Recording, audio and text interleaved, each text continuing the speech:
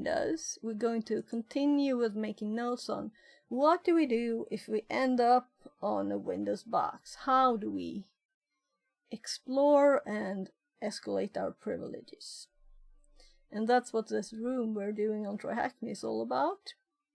And that's why I'm looking so thoroughly through it, because we want all the details on all the things. That's what we want. Yeah, so this starts with services, and this starts with privileges.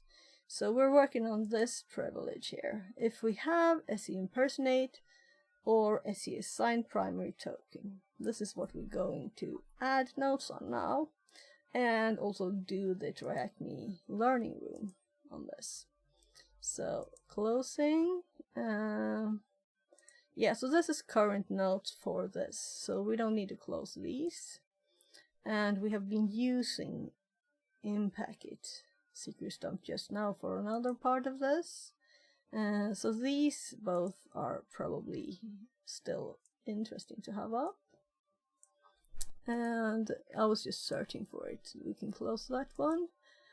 These are the constants for Microsoft Privilege Constants Authentication. So still interesting to check things there, what it says about them. What's the description from Microsoft themselves here. So let's continue. I'm just double checking that you can't hear my fan because it's noisy. Ah, quiet. The mic just goes down to 0, so very nice. So yesterday I had to use another mic. Infinifort says, here. Hello. Hello, welcome in. So we're just about to get started, get it back to this room. So we'll have to start the box again. So this is the Are you doing TryHackMe. shatter attack? No.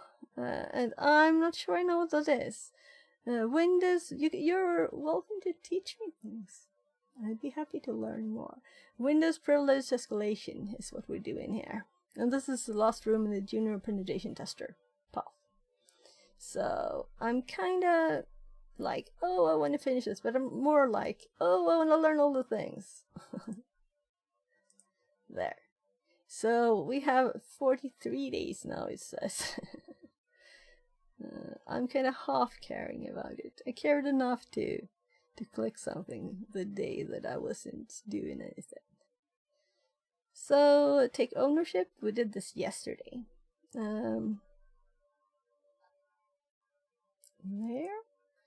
And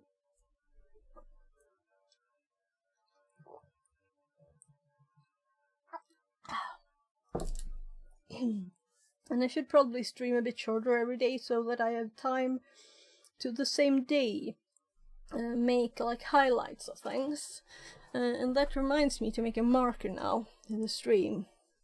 So I'm just typing marker. And it doesn't need, I don't need anything else. There. So we did like streaming stuff first for an hour, apparently. Well, we did some cybersecurity already, right? Anyway, SE impersonate, SE assign primary token. I did read this yesterday, but it was yesterday and it was late. So I'm going to read it all quickly again. These privileges allow a process to impersonate another user and act on their behalf. Impersonation usually consists of being able to spawn a process or thread under the security container of another user. And I'll actually not read this bit, but I'll explain it. They're just explaining that if an FTP server couldn't use the user connecting token, well, then they would have to use FTP's token. Yeah, token is the right word. So that would mean that FTP would need to have access to everything, and also that all users would have access to everything.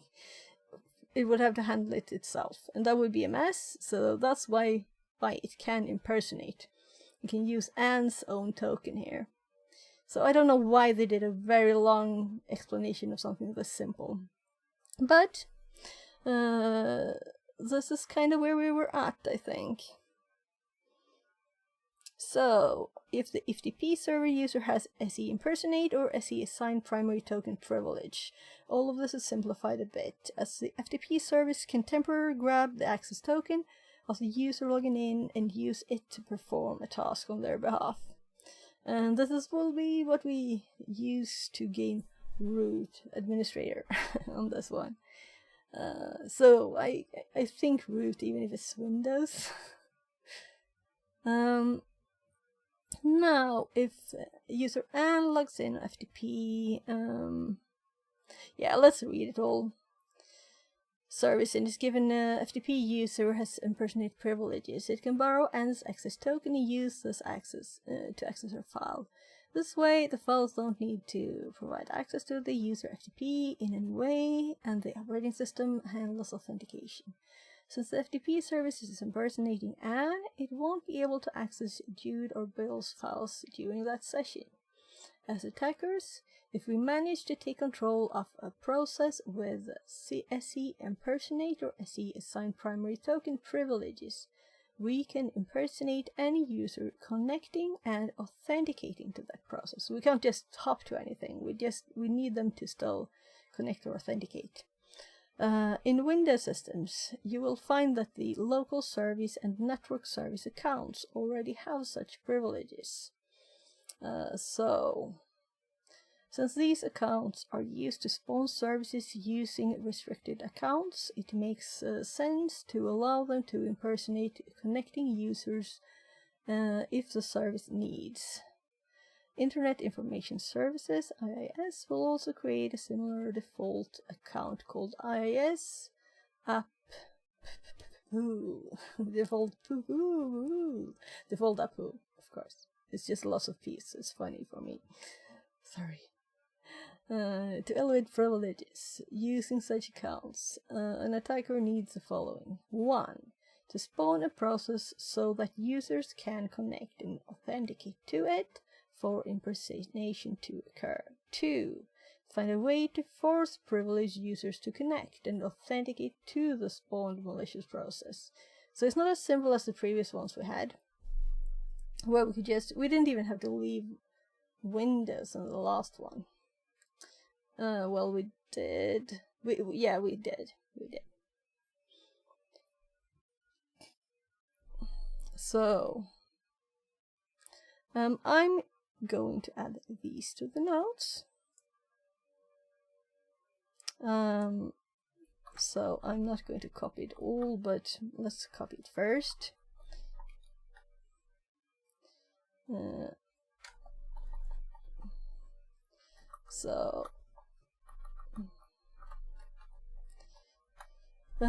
Accounts with these privs. I'm just doing privs because it's kind of long already. And then we have also IIS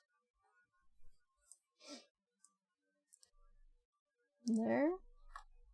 It's so nice to have the fan on. My brain slows down if I get too warm, you know. It feels like you're like walking through mud with your brain.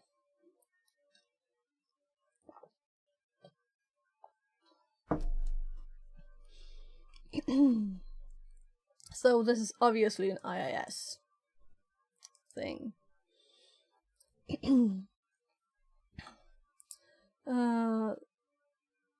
Also create a similar default account called for web applications. And IIS is obvious as web applications. To elevate privileges using such account, an attacker needs to do the following. And we will need these two also. But we'll formulate them differently probably. We will use rogue WinRM. So this is where I ended. Yesterday I was feeling that I was getting tired. Very straight thing to get in the evening. I think I streamed a few hours too much there, maybe, just all day. To spawn a process so that users can connect and authenticate. So what we need is to spawn a process that users can connect. And so this is what we need to do. And then we need to force privileged user to connect and authenticate to this.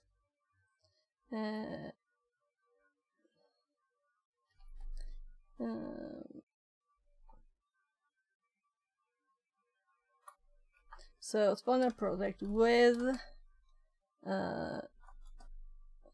well, it's obvious there could be more accounts, and I'm adding others just to be specific and don't leave anything out.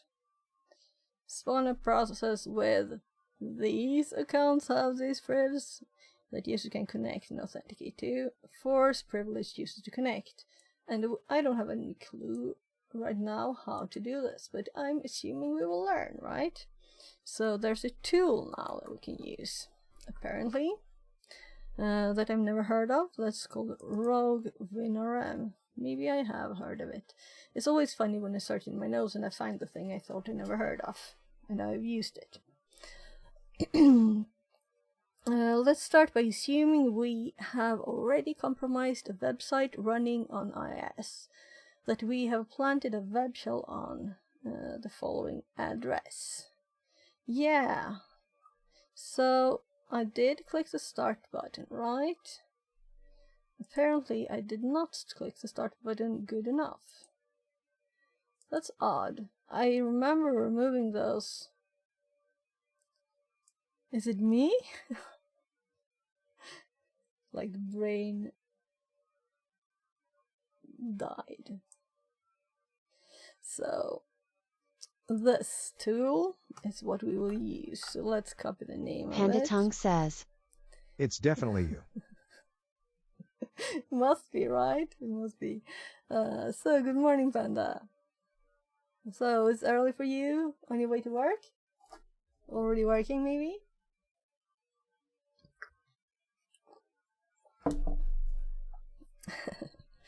Let's start by assuming we have already compromised. I don't know what you're talking about. I just opened the stream and you said that lol.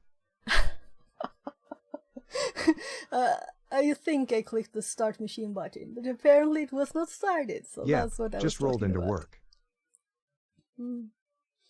So, I'm your background noise. So I noticed that this one said machine IP, and I was like, what? I did click the start button, didn't I? That was what I was talking about. So, we have this funny thing that we are going to use SE impersonate SE assigned primary token here in this TryHackMe learning room. They're suggesting a tool called Rogue via WinRM exploit, or that's the exploit name. We will use Rogue WinRM exploit to accomplish both conditions. So let's actually add exploit there. And then I'll add more when I know more, because I don't know anything yet. Let's start by assuming that we have already compromised a website running on IIS, and that we have planted a web shell on the following address. And then I read machine IP. So now we have an actual IP here. We can use the web shell. I will just copy that for later. We can use the web shell to check for the assigned privileges. Sorry, looking at chat moving. To check for the assigned privileges of the compromised account and confirm we hold both privileges of interest for this task. Yeah, so let me just log into the VM here.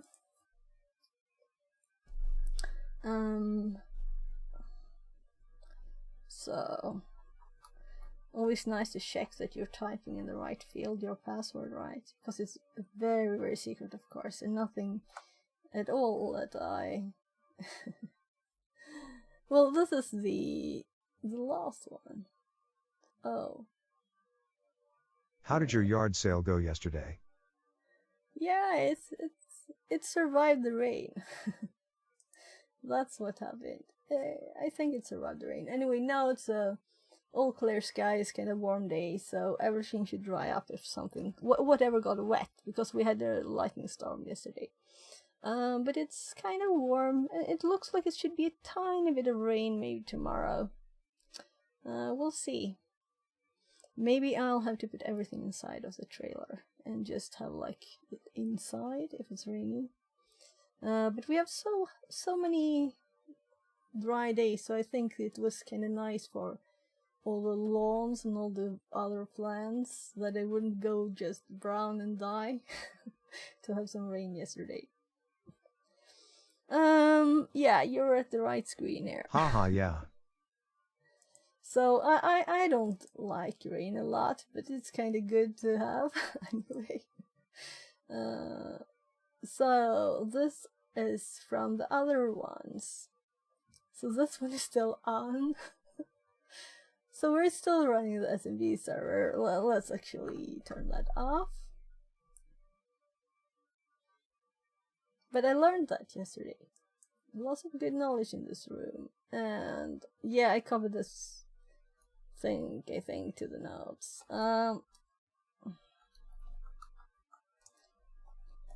So my brain is switching between Windows, CLS, and clear, and then I'm almost typing clear screen, and I think that used to work. Let's see if it works though. I don't think it does. No, you can just do clear. So, so we're in this folder that I made for this room. So I think we have a few things there already. Yeah, those.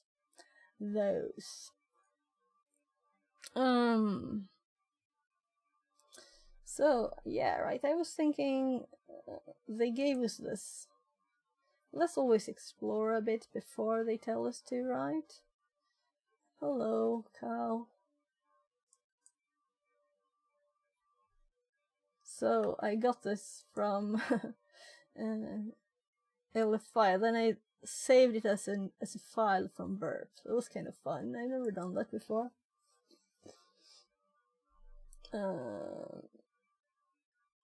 Yeah, I was actually pasting all of it, so we don't have Burp running. Let's not do Burp.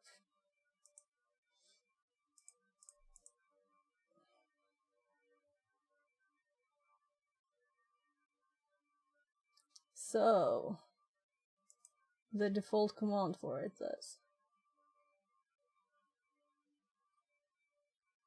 So we've already been THM backup and THM take ownership.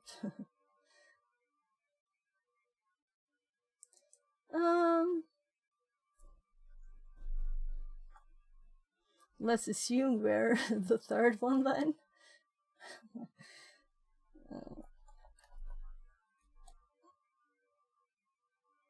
Oh, we're the IS one they mentioned. So we have those permissions, right? Because they mentioned here that this is one of the accounts that have these. Since it needs internet will create similar default accounts because they need to impersonate connecting users if the service needs. So now we know who we are. What were their suggestions? Superimposer says. Hi everyone, hi Fixit, how is it going today?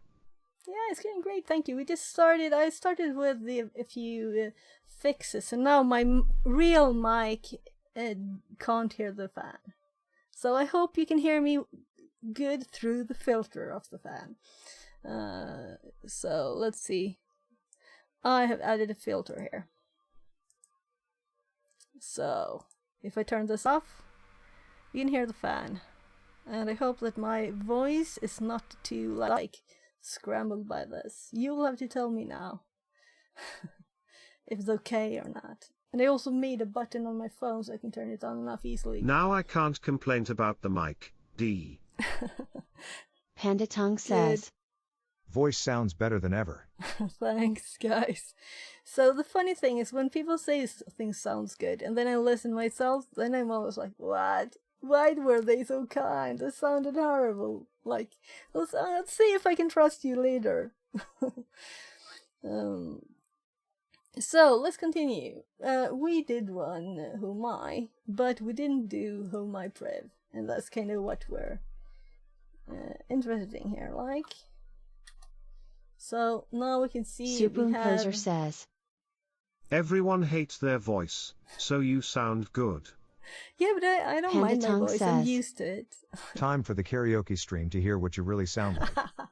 Oh, so you want me to sing? Okay.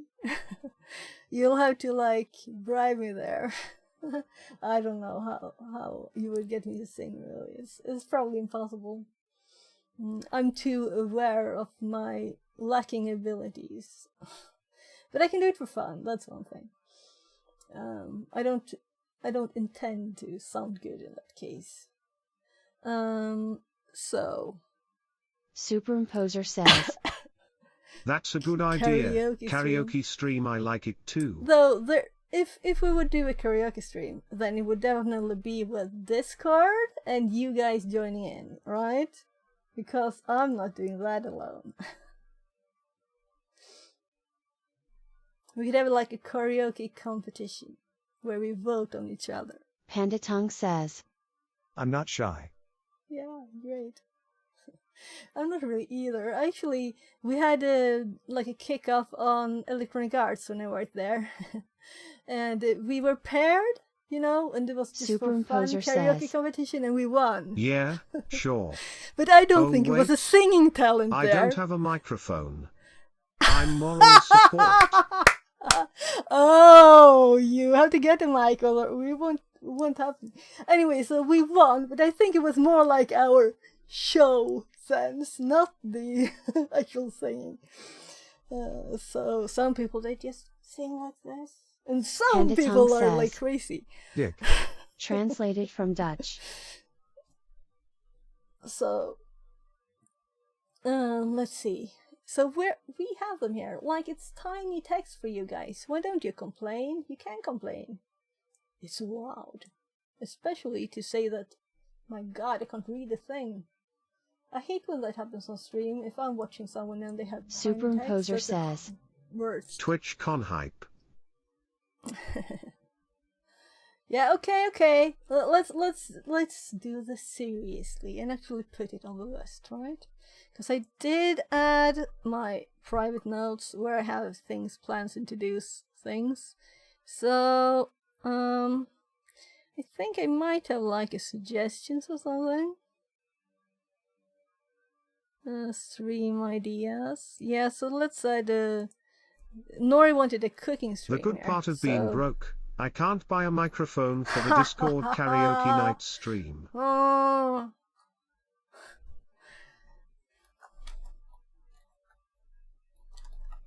There.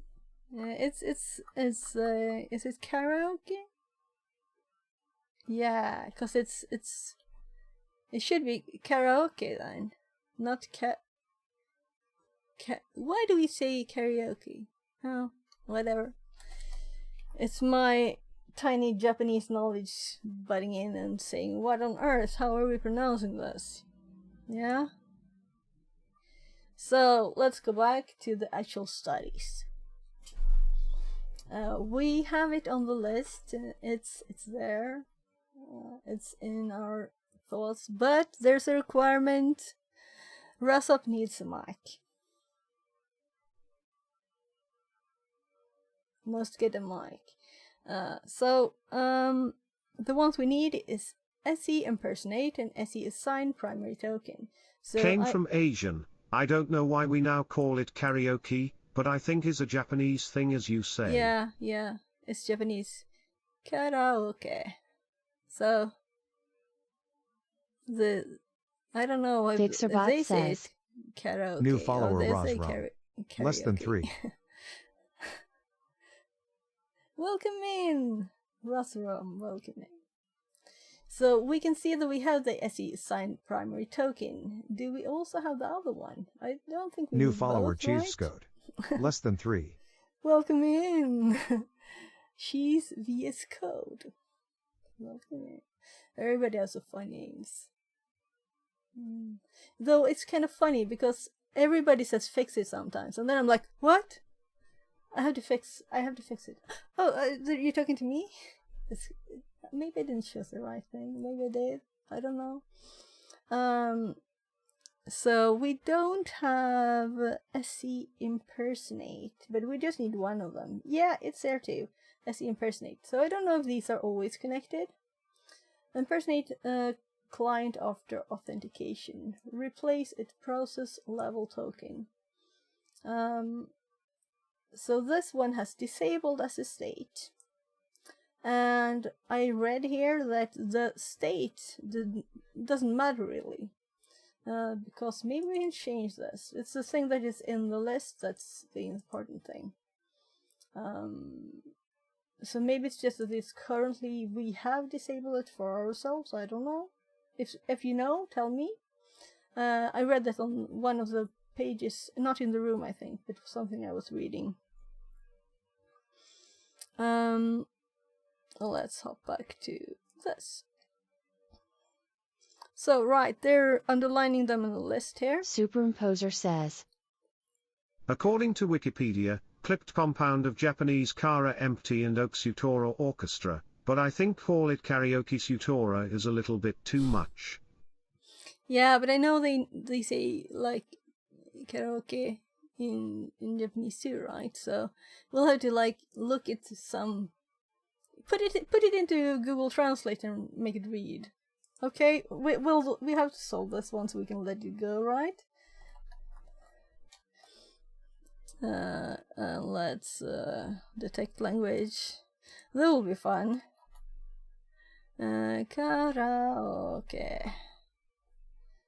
And detected English. Let's say we want this to be Japanese. I'm apparently not very good with the alphabet here. Couldn't find the J. So let's read it. Karaoke. So karaoke. Karaoke. Yeah. Karaoke. So it's apparently not Karaoke. karaoke. Karaoke. Karaoke. Okay. So they say actually karaoke. Cheesecode says. Dick. Translated from Dutch. So now we have to pronounce it correctly. Or something. Superimposer says. Same phonetical pronounce, but Google is more Murica.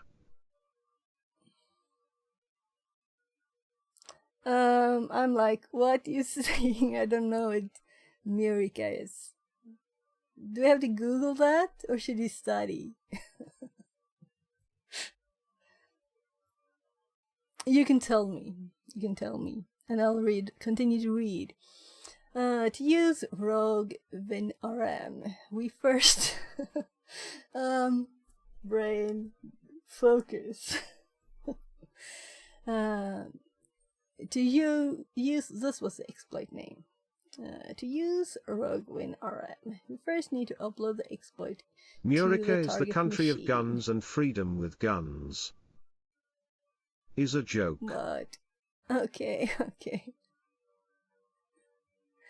And it shouldn't have hit my head because I have a tiny headache and that was stupid to do. A distortion of tiny. America. So isn't that America already without the distortion? I think that's like some people think that at least, right? Ask Theo. Okay.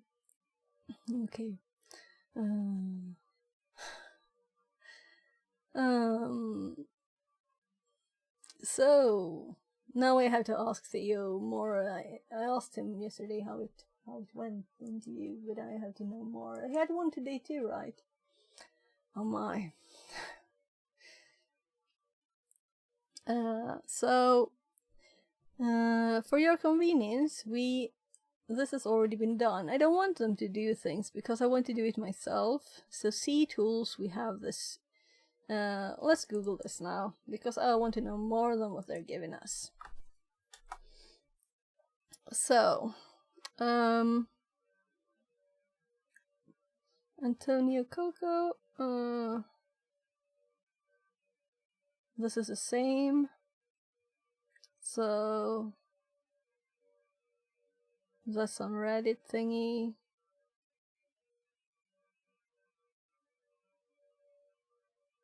Just a list. Well, this seems like an interesting thing to read. And I've been to that page, but let's open it again. More interesting things. And why did I drink that energy drink? Now I have to go to the bathroom. It's like a constant in the world.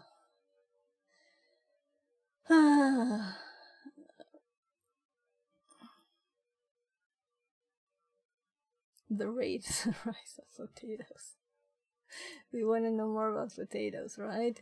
Oh, it was like a file. Okay, okay. Materials. Pen test party. Sweet potato implements rotten potato, rotten around juicy potato. We thought they were potatoes, but they were beans. Google can be funny sometimes, right?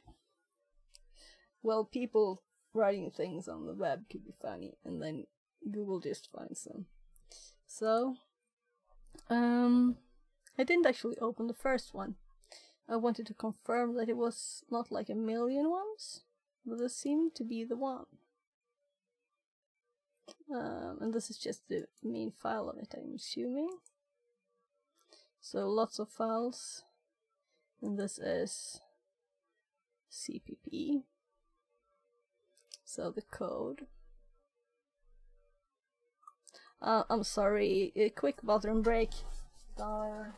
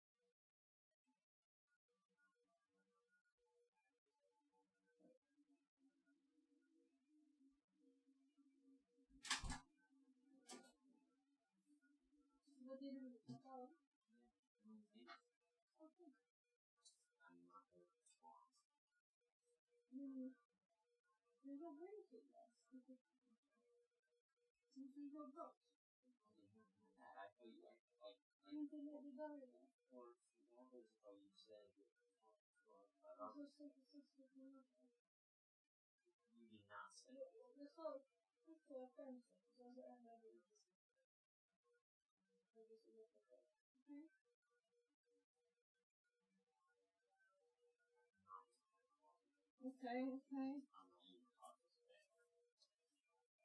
Då ska vi göra lasagne istället då. Då kan jag, när ska jag skapa den då? Okay. I'll just go start some lunch too. Well, it will be quick. I'll just throw a thing into the oven. I'll just be back. So, actually, I'll switch mics there so I can talk to you still. So I was kind of planning to. I mentioned tacos to my kid, and he was like, "Oh, I want to know." So, he said he couldn't wait for the time I said, which is like 18. And then he said then he wants something else.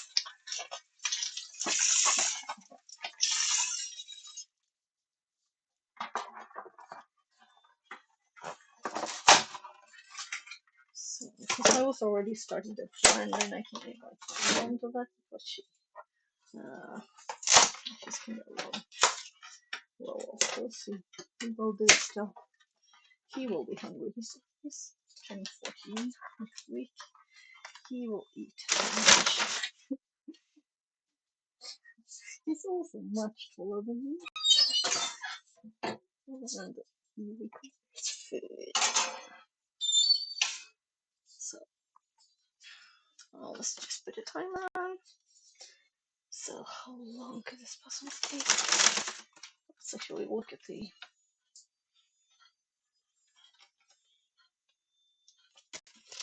so 45 minutes ish. I don't believe that. I think it will be more.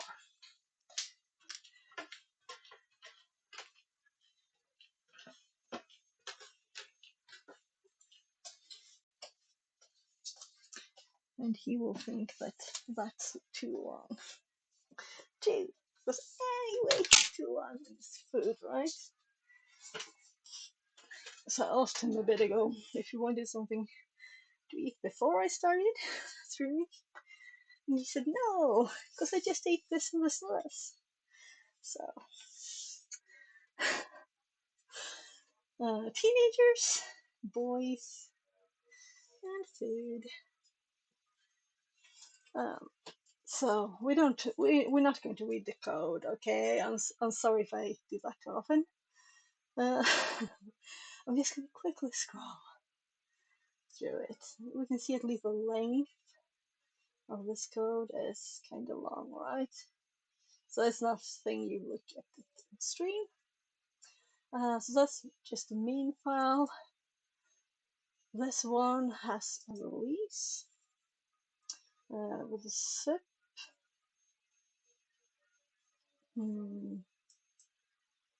So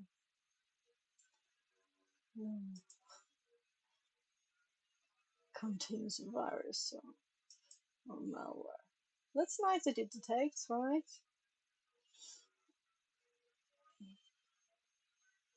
Full description ad. Yeah, so this one that I was seeing there.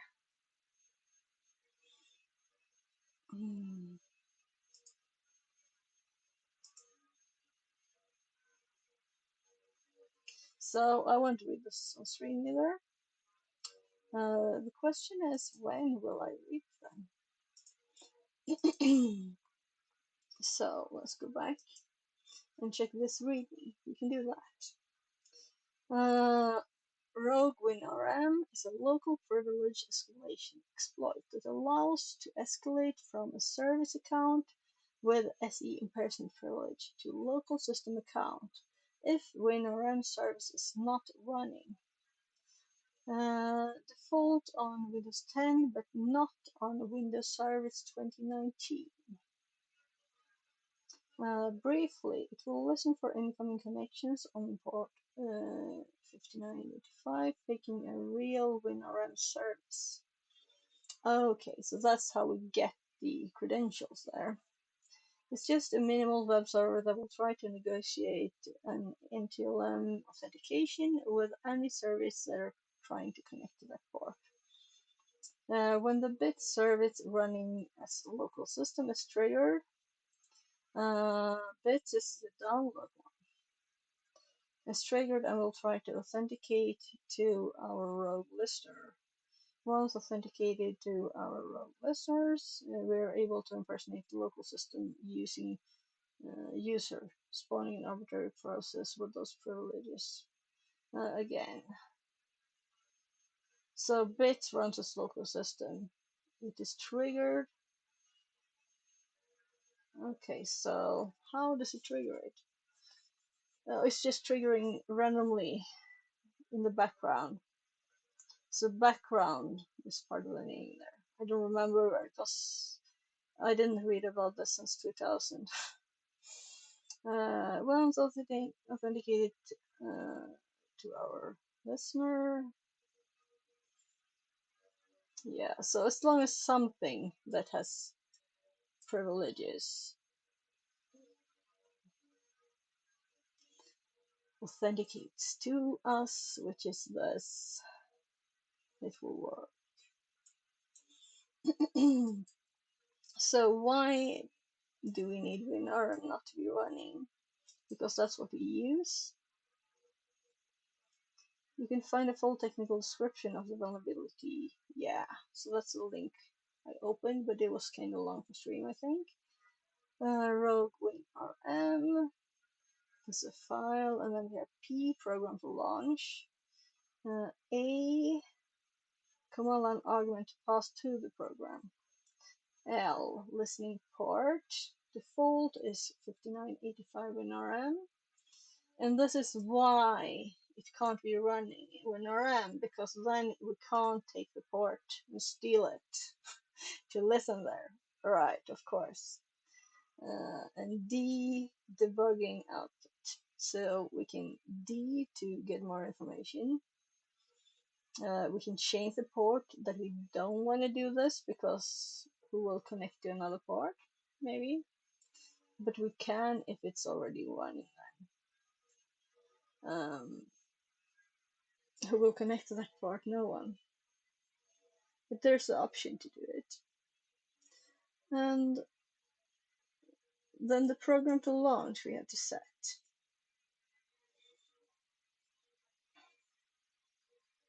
So examples. Who am I? Anti-authority local service. Who am I? Pred.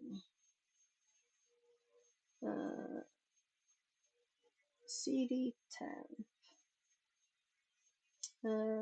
Rogue exe. CMD exe. So CMD is a program that's run, and then it starts listening. Received HTTP negotiate request, sending. Is it so tiny for you? Of course, but I know GitHub is not good at zooming. I'm reading it anyway. So. Received HTTP negotiate request, sending the 401 HTTP response with NTLM type 2 challenge. Received HTTP packet with NTLM type 3 response.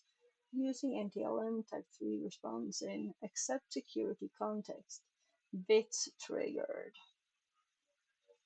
Now I have to Google what on earth these letters stand for again. So, no, not Swedish bowling. Not Swedish car parts company. Okay, bits service. Background intelligence transfer service. There. Background intelligence transfer service. Because I know that's. I use that actually in a script to update stuff in the computer. The template package in the place I work. So let's see. Did I hop to the right place? That was a screenshot. So, Bits triggered, auth results 0, anti-authority system. Create process with token V. Okay.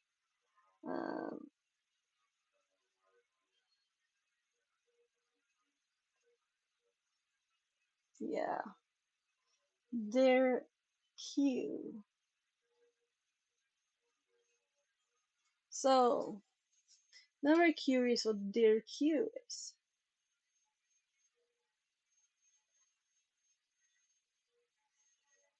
So we need to learn what their queue is. I'm not just hopping over that. So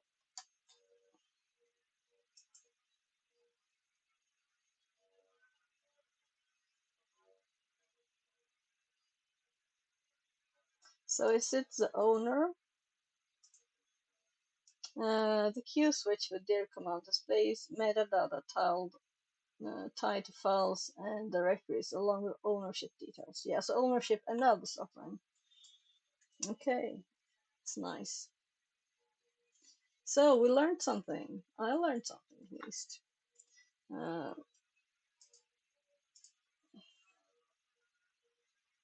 I will probably forget it if I don't use it. And we're looking at Windows here. So, but this is a basic command.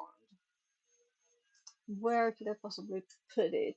Like CMD commands? Yeah, let's. This is a site I discovered a few days ago. It was a very nice site. All commands. So we could actually just for fun, look at dir here.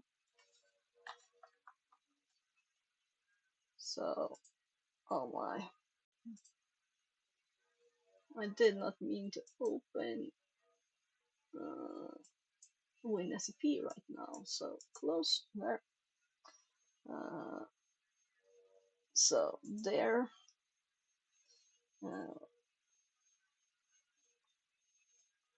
So do we have Q? This is a nice site. It also has Linux commands. Here, display the owner of the file. So this one says it's only the owner. We can have lots of other information. So it's just added here. And this whole case. Owner. Might be nice to know sometimes.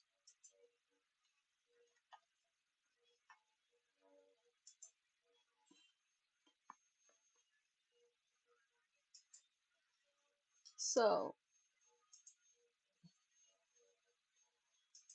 I wasn't reading here. So why did it hop there? This is where I was. Here, dir queue, and then they get this here. Running an interactive CMD. PCMD. Yeah, so this is what we're supposed to do after. So let's actually use this to continue our notes. What we need to do is to actually upload exploit, and then we have to, of course, put the link to the actual exploit because I am not assuming that this will exist. Let's put this link.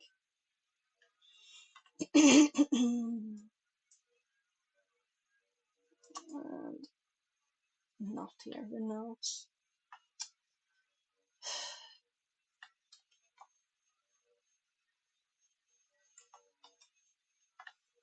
There, that's good enough. And then we, of course, run it. And let's actually reopen that first tab. Was this where I was reading? No, it was here.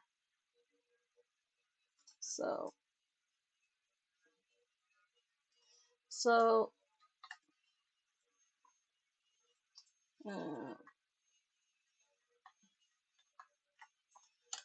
for interactive CMD. Then we have another one here for reverse shell. That might be nicer. I don't know.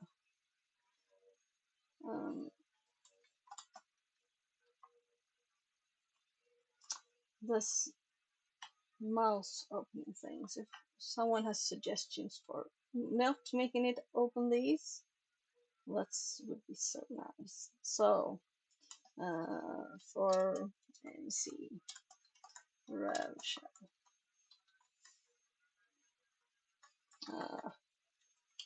I keep reminding myself that I make these notes public. I have to add full words and not just minimal, and try to make it readable, even if then I also automatically make it readable for myself if I forget. But I would never forget what a reverse shell is, right? That would be serious brain damage. Anyway, we read all of the things, so we have a bit of a better grip on it. And this is just the same thing. So I just opened it again for some reason. So they have put it in the CTools folder. It would be easy to download it there, right? So let's assume that we want to upload it. Meaning, let's also actually go to the site again and actually copy this link to our VM. Let's upload the file and do the whole thing because we want to practice things. We just don't want to be quick, right? We happen to have more than this.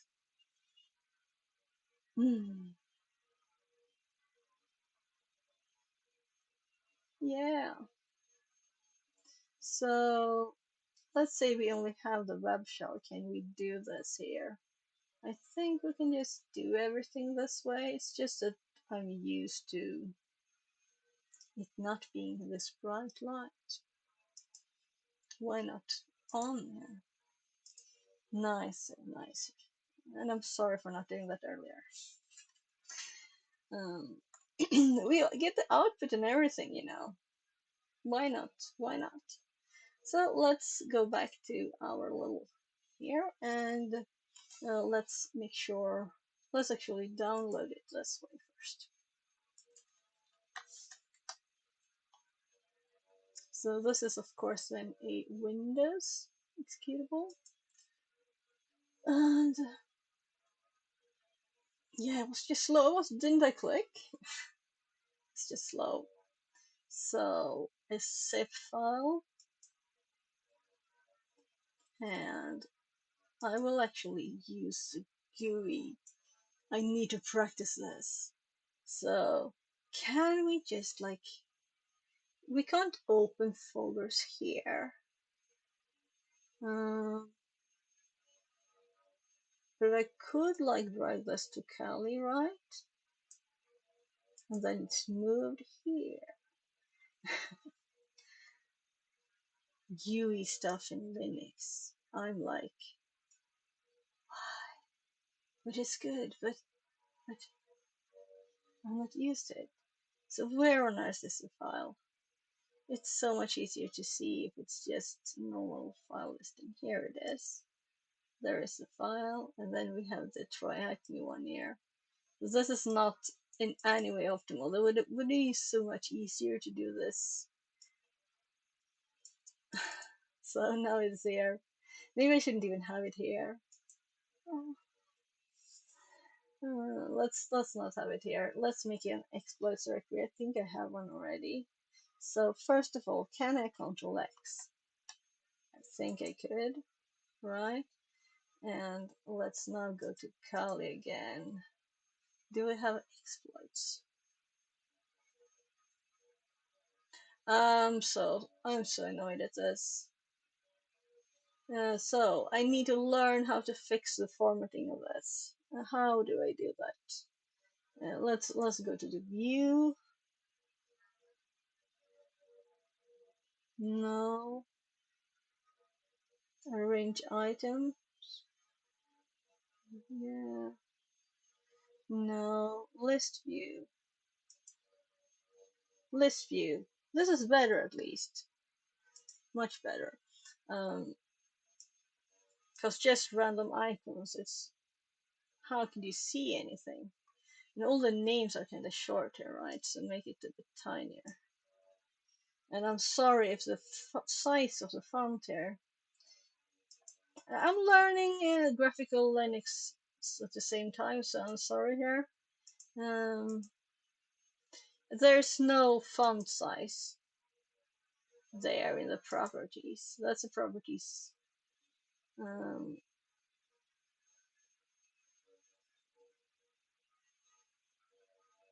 Configure preferences. So preferences, we want this to be nice for people watching stream. Thank you. So icon size, tree size. No, I'm going for actual text size. Icon emblems. Tree pane.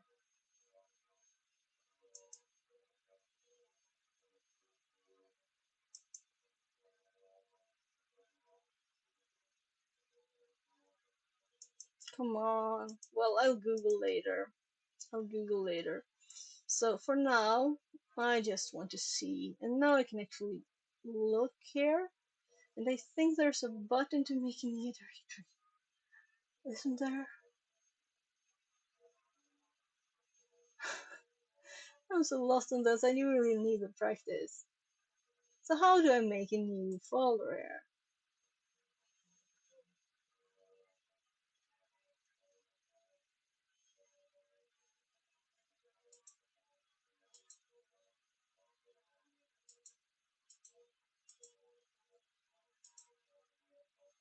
I might just give up and make it the normal way. So sorry, I failed. So one of the tabs, let's cd here, and let's make their exploit there. I couldn't make it.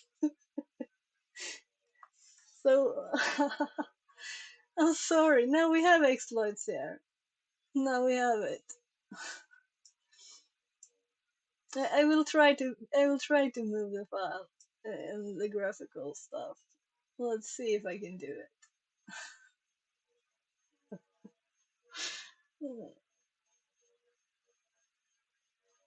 The file name was R.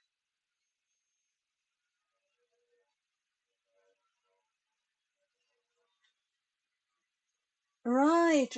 Now I know. I cut it. So I should be able to paste it here. Yay. Oh my. Let's see. Can I extract it here? Extract to. Extract here. So I use the GUI. I even deleted the file in the GUI. It was the first time. I couldn't make a folder though. I couldn't make a directory.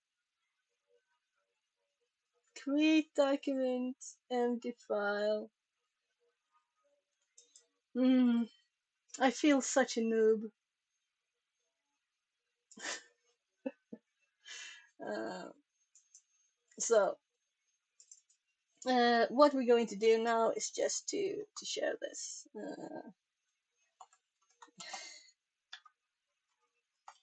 Python 3 -m HTTP server. I should actually type it right, all of it. -m HTTP dot server and then port there.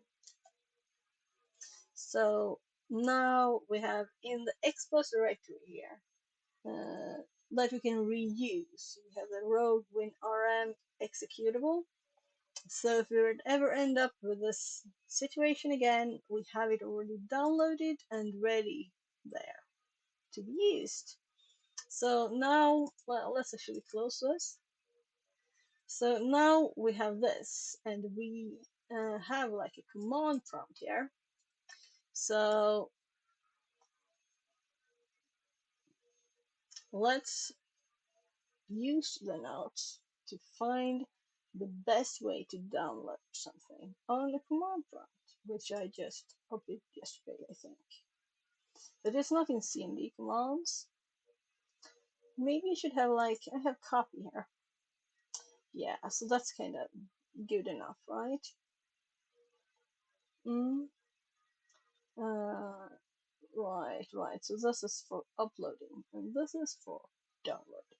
And for CMD, we can use the certitle command, and let's update this to actually be. We can actually copy one because these lines, could be used again.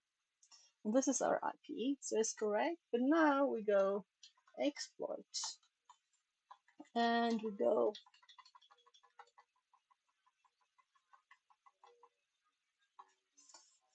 and I didn't have the exploits there, so that was new. It's nice. RM,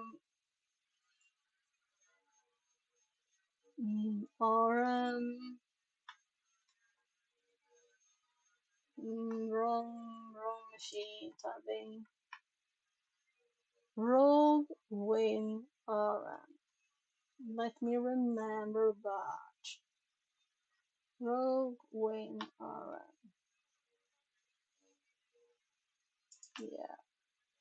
So, that's also annoying when that happens. Rogue win RM. Was it really like that? Yeah. .exe. Very good typing there. So let's actually add it to. So this is a good thing to actually also look at, because in this case we have had the permission here, but we're a user and we have like a current directory, right? So let's just see if we can just put it in this directory, and then we try to run it from this directory, because I'm assuming we're in some web directory, right? This probably might be the right place. So let's just try and do this and see if it works, right? Hi, welcome in. So Diablo 4698 says, Hi, I shouldn't reply before the TTS says something, should I?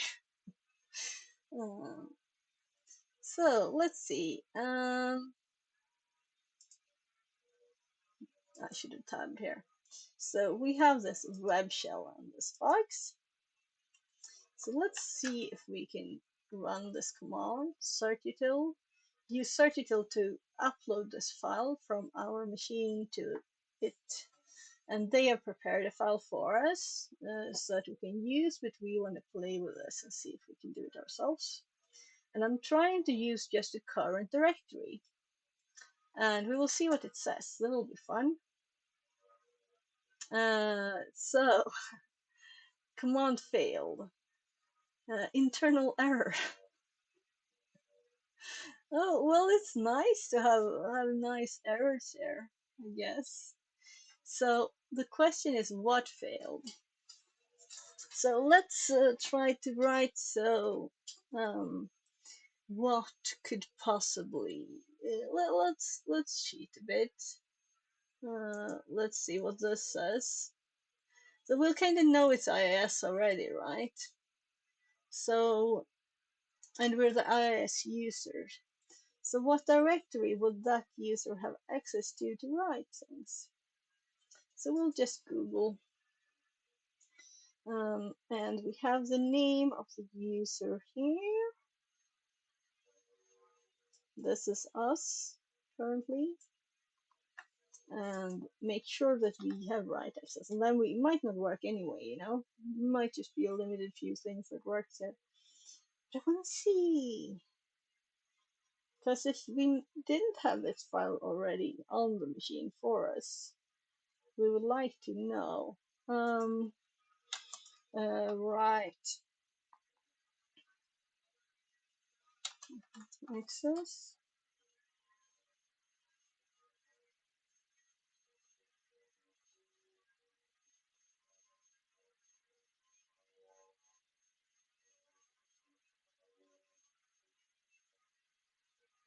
How to set. So lots of people trying to set IS.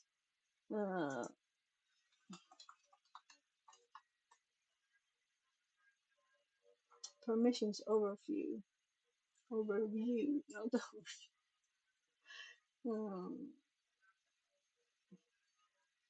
how do I give permissions?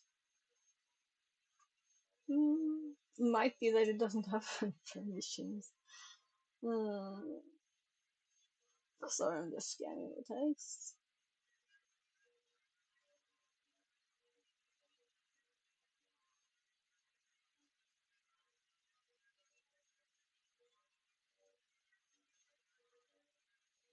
I'm just scanning for a path really now. So the IS, I'm not sure if it. Oh look, on Windows Server you can't assign application to a folder through process security and do the admin command prompt using grant. Yeah, so this makes it read for something, but we can't give it permissions. How would you find permissions? This is a good thing to know. We should know how to do it. I'm actually thinking, though I got kind of disappointed on ChatGPT as always yesterday, every time ends up me being annoyed at it. But we'll get annoyed again probably. But let's just start with a question I already asked Google, and see if this is good enough. So let's account where right access as default.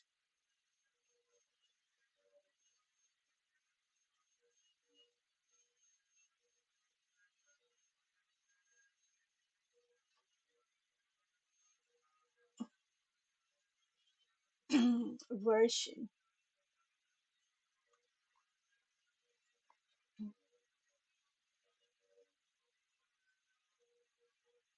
So get the current dear Windows. Okay, I'll fix the spelling a bit.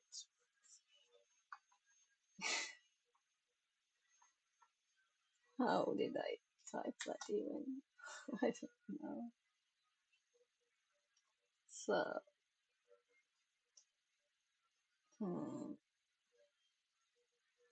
yeah, I was thinking, yeah, CD, PowerShell is get location, CD, %CD.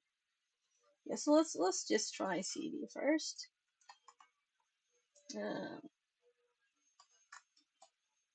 So now we know where we are, right? It worked. So this is good. This is good to know. So if we're in a web shell, we can do cd to find where we are.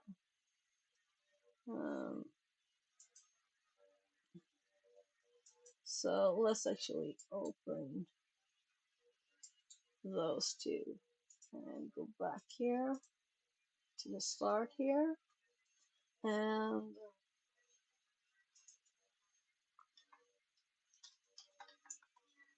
basics and find like we can do if web shell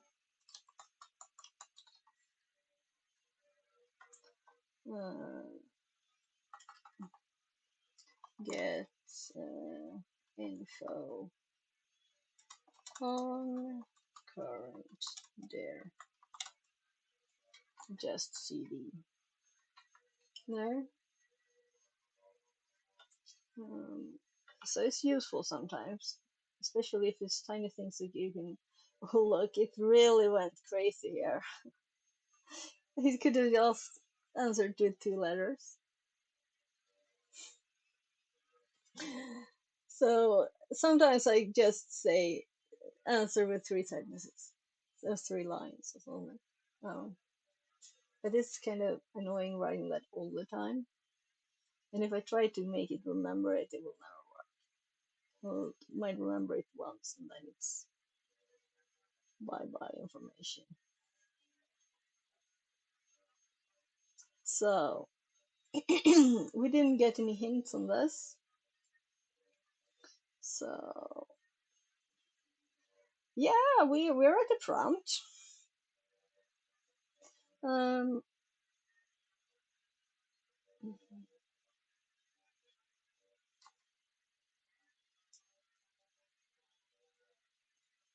This is fun. This is fun. So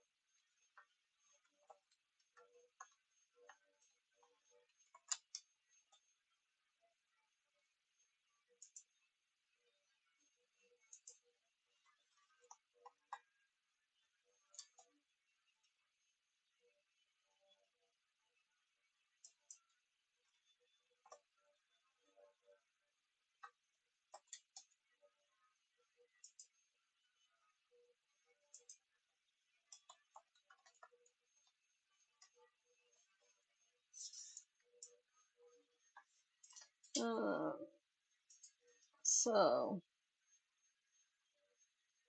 also this is kind of fun. This is a make file. This is Mathematica. Okay, sure. It worked like very intelligent thing. Yes.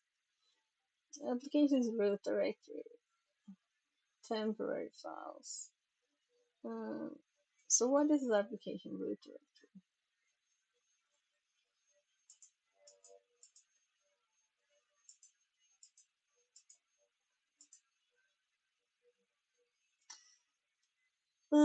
So how on one line switch it to there and list there in CMD and yeah. So right, and that's also conditional.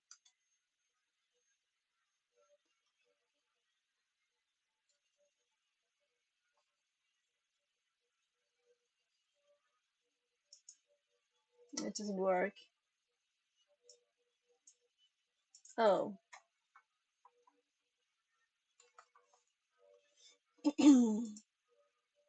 So sorry for not switching.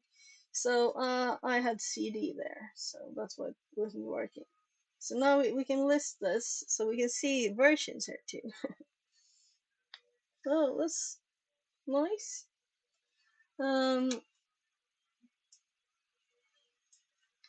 So let's actually add this to the notes. I'm trying to remember to switch back and forth. So we could do this. And this is just an example.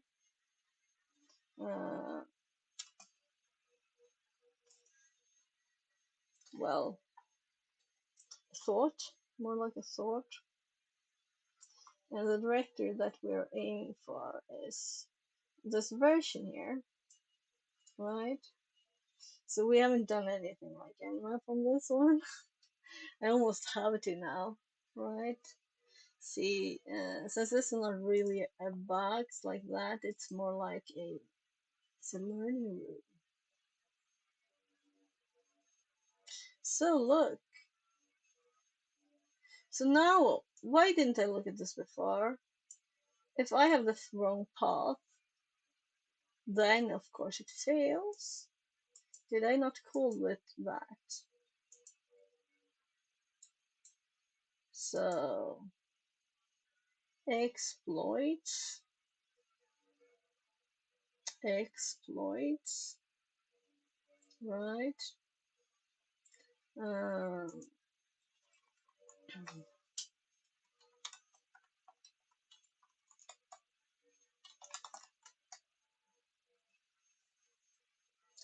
row. Did I misspell it?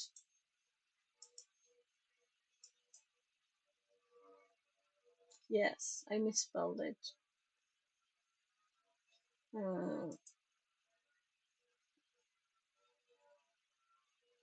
So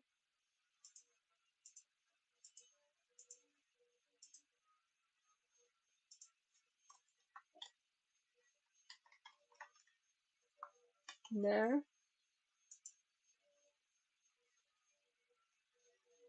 we still get an error. Uh,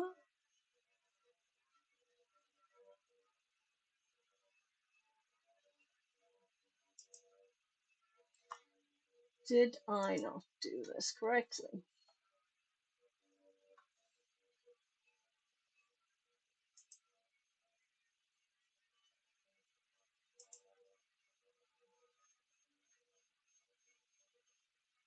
So it's still using the same name. Oh, why does it still use the same name? Because I still asked for the same name. Okay. So now we got the same error, but we get a 200 error. So now we have. It didn't look like this was a problem, but now we have definitely checked that it's not that it's a problem.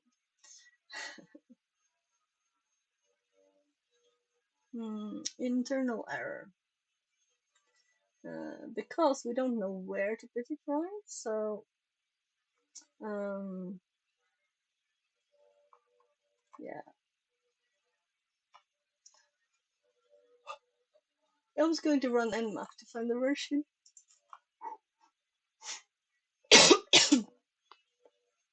I opened a new tab list. uh,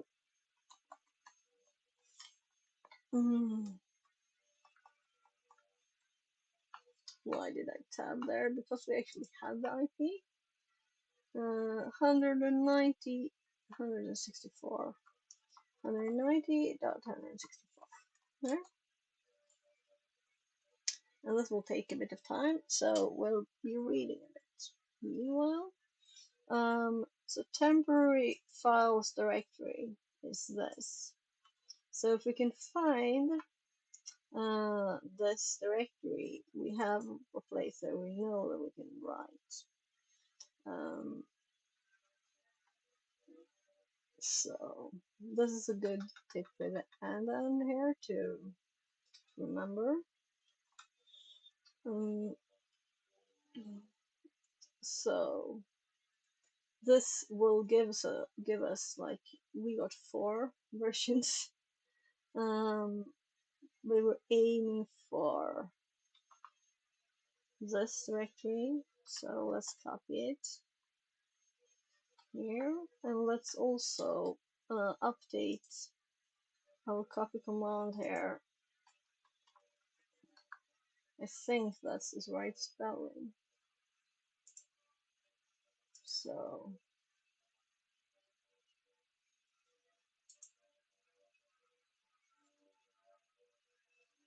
I'm just reopening close tab here. RO. Oh my god, that's quick. I put it on 42 minutes. I'll just check on the food.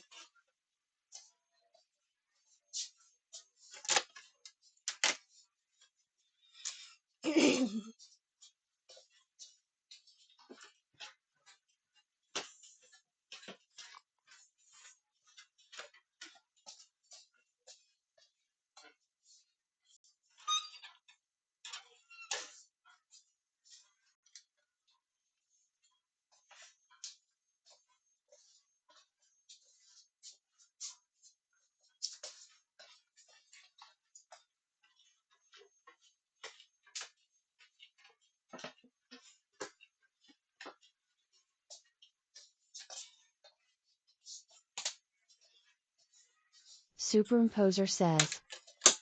Gosh, that was a good wake up, D. So it's on 20 minutes now. Because, as I thought, it was not at all finished. It was all white lasagna. It was frozen, you know. To imagine it being finished in 40 minutes. I don't know how they thought that would ever be. This is kind of big lasagna like this. Family style. Finished but frozen, you know. So you could also cut bits in a frozen thing to microwave it, I think. Ah. The whole thing would never fit in the microwave, and it has a metal like container. Okay, sorry for waking you up. I don't want to be the stereotype, but you know I don't know how to use a microwave tongue. Uh-huh. Okay. Isn't that all you know how to use then? Is this stereotype? I don't know, whatever. Who knows only how to use a microwave and who knows doesn't know how to use a microwave? I'm not up to date on my stereotypes here. What kind of stereotype are we trying to get into? Um, yeah, so this there. And spell things correctly always helps. But this might not work. We will see. We also can just nah. You know, we have several logins to this machine, but I'm thinking if we don't, you know. Also, we could just SMB share again and like run it from the SMB share, right? It is useful, I know, and very fast, but I've never used, nor owned one, and I probably miss a big part of fast meals. So you only cook in the oven food, or did you mean to say that you've never cooked? That could be one, you know, interpretation of not knowing even how a microwave works, you know. Some people just eat out all the time. They exist. Um, so, so we're digging into this a bit. We could just quickly do it and not to learn anything. But I want to learn as much as possible, taking the opportunity with this box to do that.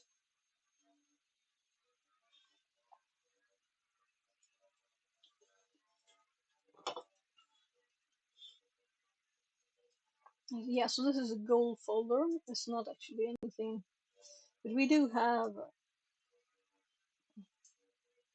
Right, right. I was like, where? What? Is this one string? It's not. No, it's correct. So this version directory, um, let's actually look at this again while we wait I for the began internet. cooking when I was 8 because mom had to work, and that guy was finally out of our lives, so I am the one cooking in the house, but Okay. unfortunately I've never used the microwave. So it's kind of nice to have both, you know. So this time I'm heating up finished food in the oven, so it's not really cooking either, right? But I don't want to do lasagna manually. With making the sauce, all the things, nah. I don't have time for that. Then I would have been doing that all day instead of doing this, so. Right. Or we would have selected something else. Well, I was going for tacos, right? It's not a lot of work. And I already did the meat sauce, so that's done.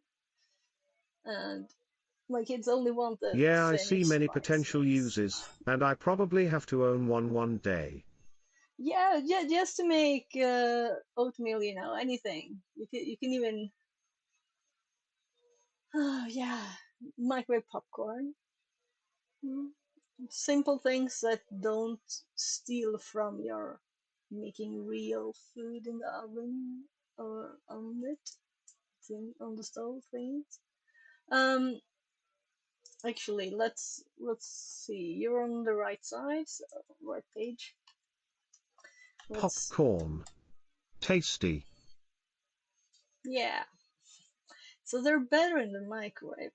Unfortunately, we have one of these hot air thingies, you know, that just blows them up, tiny thing. And they always feel a bit burned. They taste a bit burned. And if you make them on the stove, it's like popcorn everywhere, and they're burnt Well, too, one reason I probably. don't do it is because it's tedious on the pan.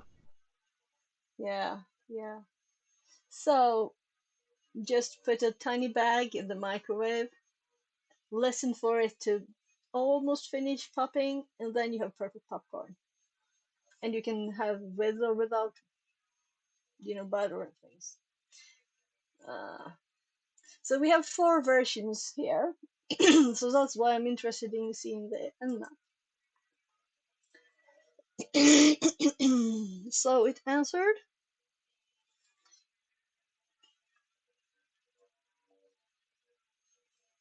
RDP. I'm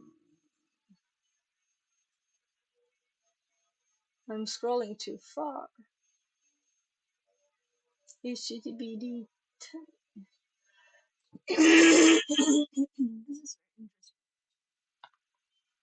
So how is Yes, 10 defiantly is implemented? one huge reason to own a microwave. Okay, back to note taking. D. Yeah, yeah.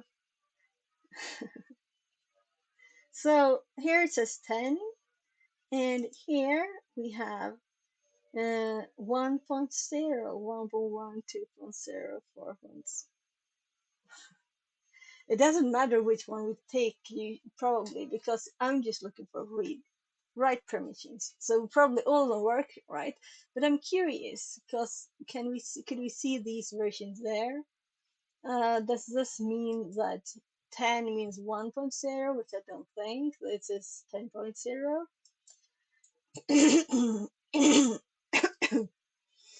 um, and this is the same one that we've been using for the other things too. I'm also just reading the rest of the information.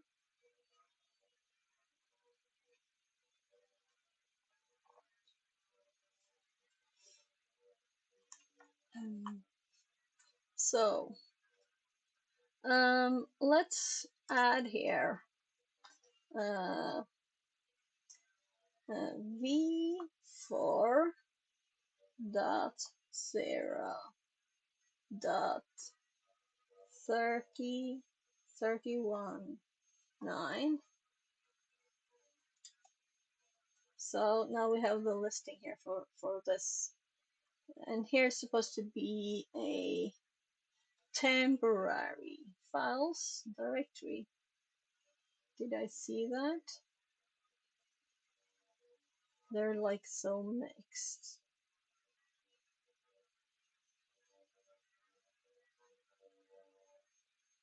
So we should just write the name. Here it is. So temporary ASP.NET files. So now I can copy this instead of typing it.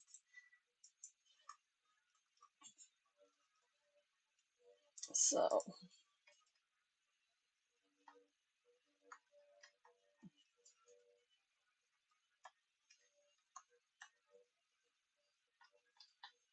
also there's spaces in here. So there are no temporary files in this directory. But to copy this one,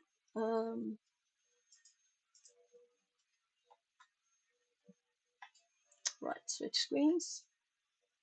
I'm trying to pop into that thing there. So this was this example. These are more like examples here. I was going for this.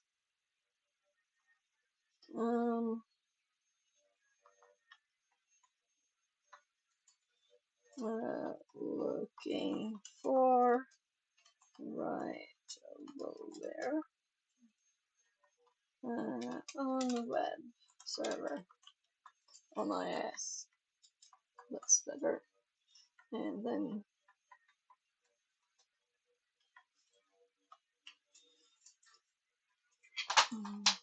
so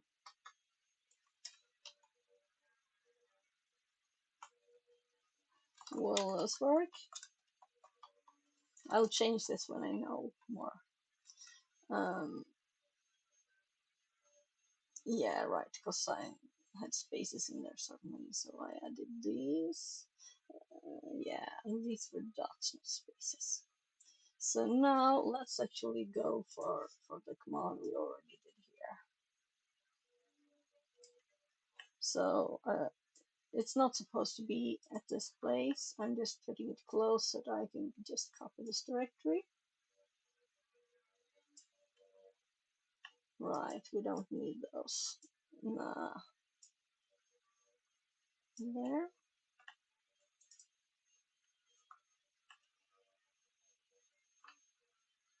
So what do you think about running this command? Will it be a difference from the failure we had before? So let's actually again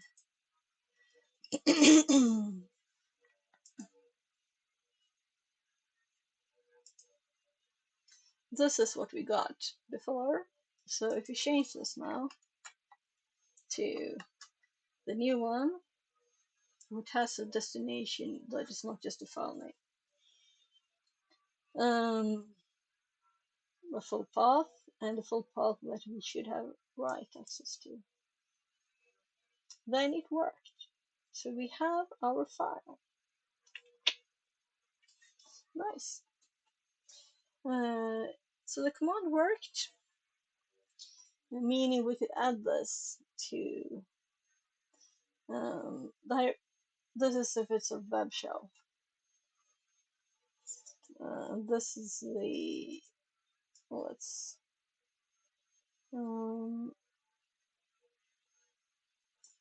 I think I might just copy all of it and then I'll delete that bit.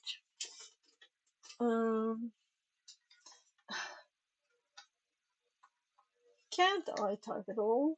Well, let's actually also leave the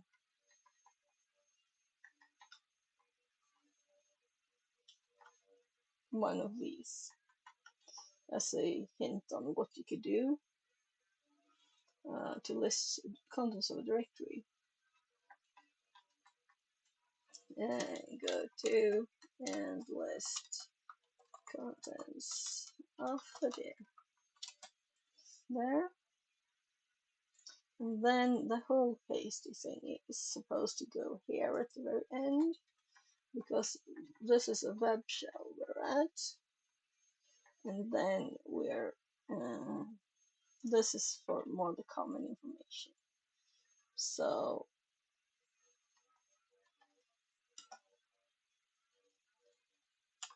this is what we're doing, and these are parts of it. And then we can run copy.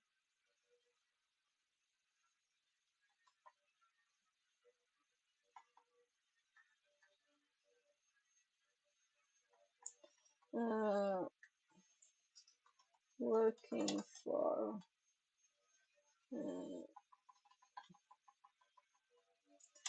there where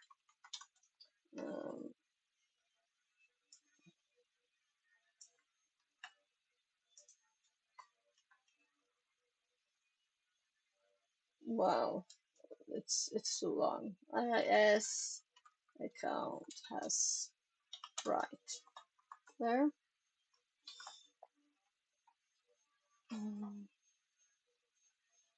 So then we copy the file to there using certdetail because we're in CMD. And it's kind of long. And then of course it's time to run it. And to run it, we have very good notes here from Am I blind?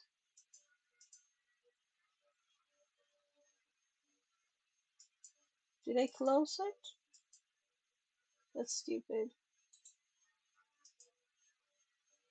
So I was going to copy these. And I did, maybe? Yeah, I copied them to the notes, but somehow it's not here.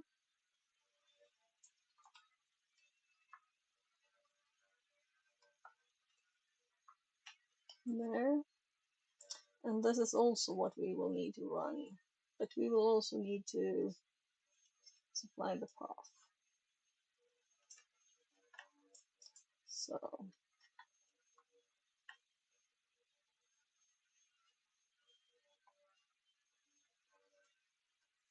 and also CMD won't do. We'll need a netcat. The netcat one.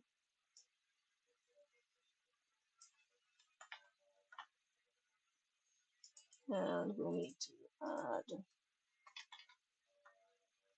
this.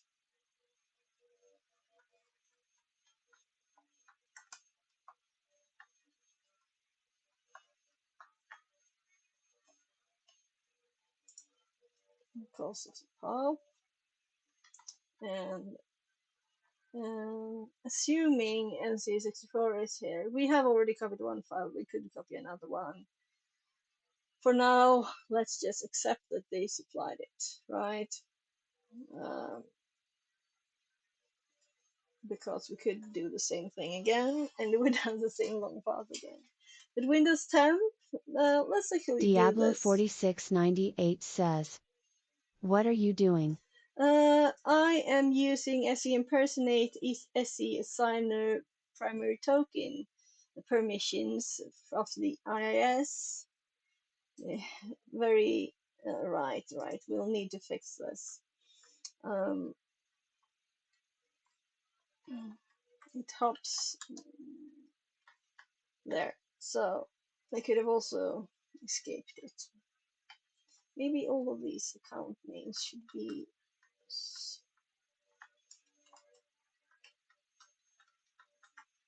So these accounts have these, and they have supplied us with a web shell to play with this in, and they also gave us the files. But I wanted to try and upload it, so I did use searchutil, and I found a file, a place where it could.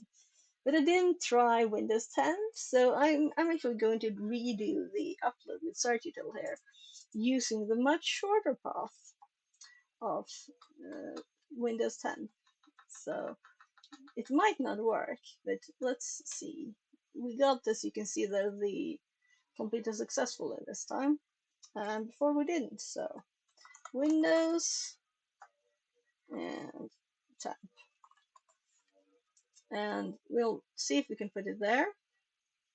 And I'm kind of thinking this will work too. What do you think? Yeah.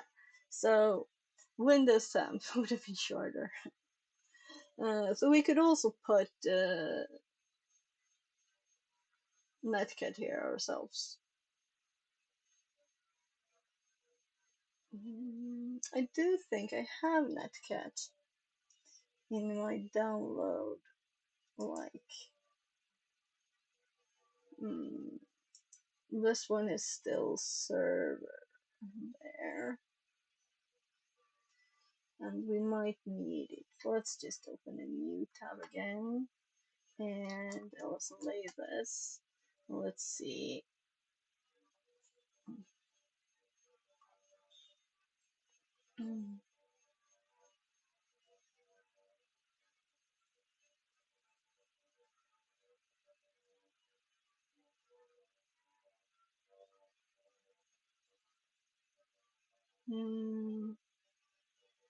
I'm thinking I did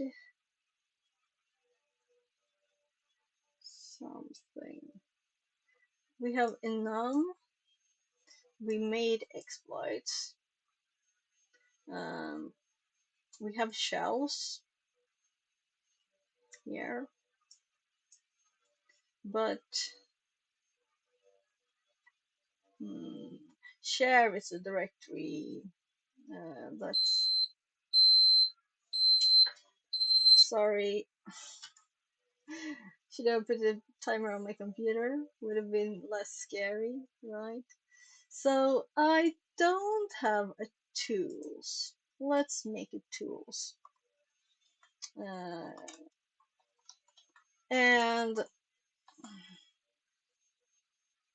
I have lots of trash files here.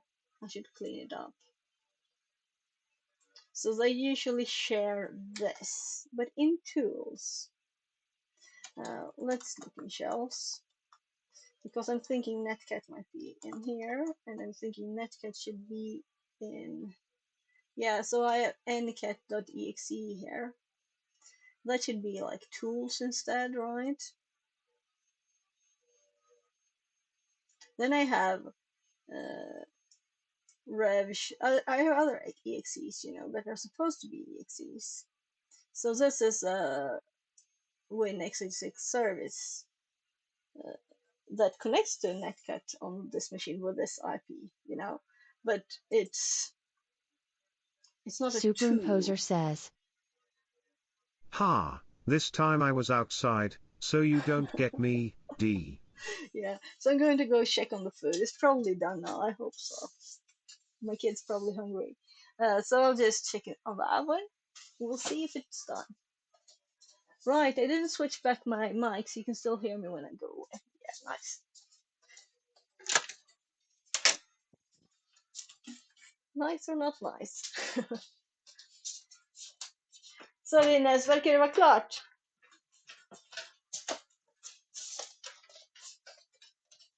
No. Lite till? Vad tror du? 10 minuter? We'll see. Mm-mm. I think it'll be done in like 20 minutes. Mm-mm. But I'll be down here, so. Okay. That's my soon 14-year-old.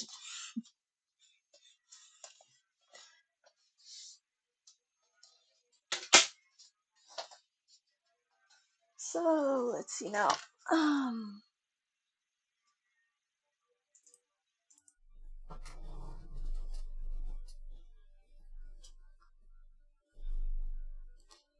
10 minutes more, 10 minutes more.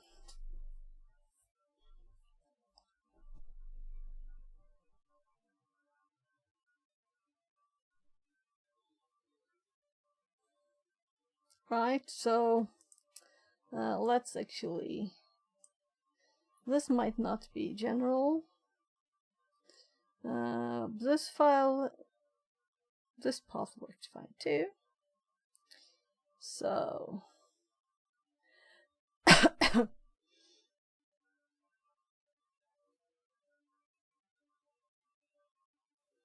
so I'm thinking that this is more of a general path for this, right? So we did write it there now, so we could run it from there. Let's keep the long one for now, and we need to update the IP, of course. And let's start Netcat, and you're on this machine, right? Yeah. So I'm not going to move it right now, or will I?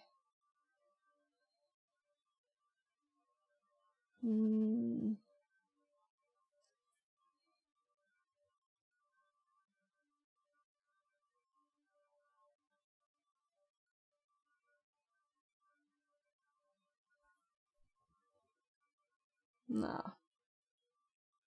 So let's just open it.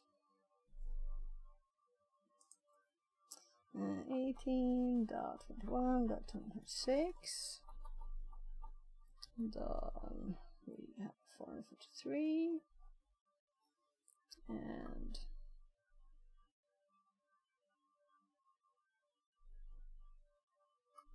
so, will this work? What do you think?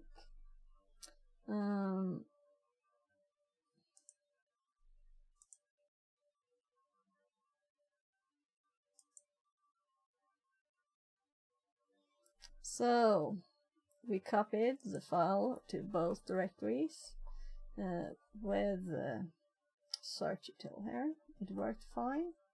Now I'm pasting this kind of long path, though Just keeping it long to see if it works. We could use the C Windows temp one now because we put it there too. And then we just do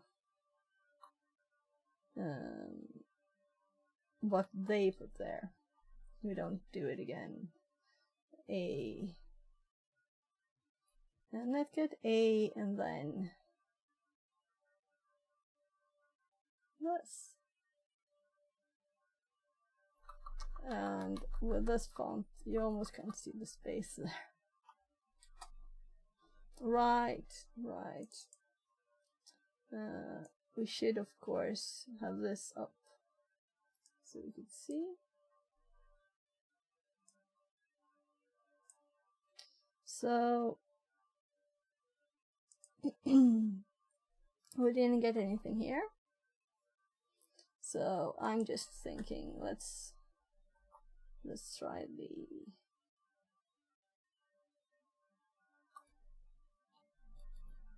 short path.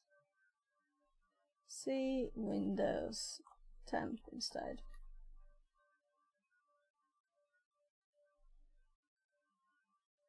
So we have less to struggle with here. And then we don't have to have these. P, the program to run. A, the arguments. So there, now I got it. So the arguments are this, really, for NC64. So if we run this again,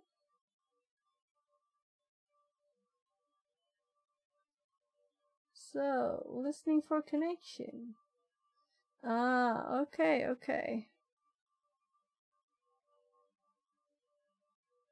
So that's not what we want to do.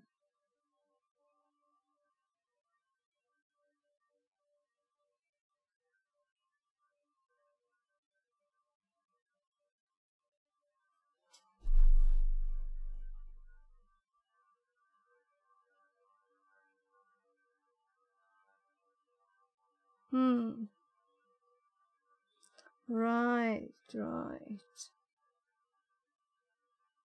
So let's just try the CMD one.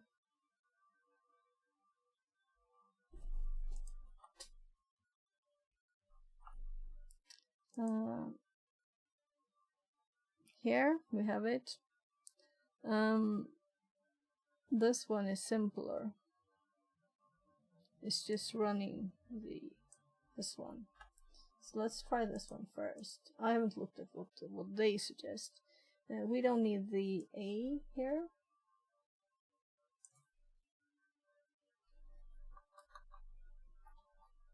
So we're just running CMD as a program. And this is a web shell, you know. But let's see if it like finishes. We can do it. This is not a netcat. We'd have to look at the commands, right?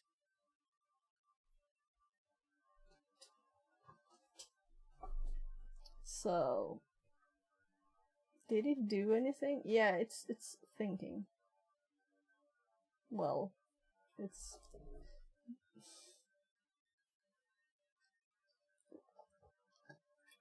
I don't think we'll get any feedback until it's done.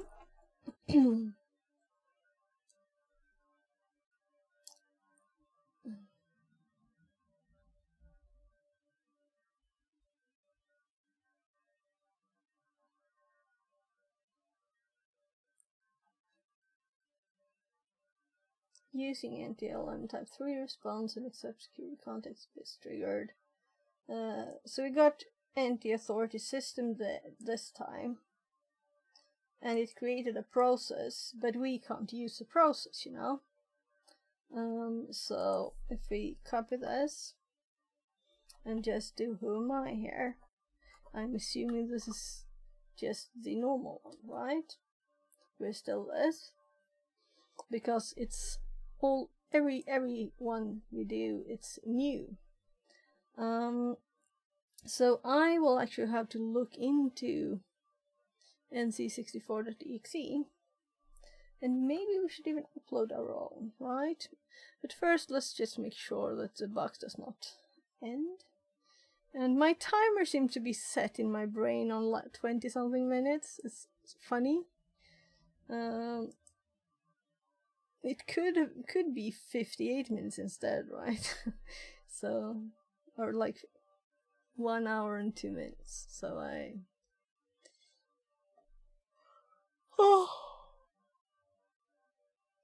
not as close to the edge. So let's see what they told us to do, because we were not doing what they told us to do.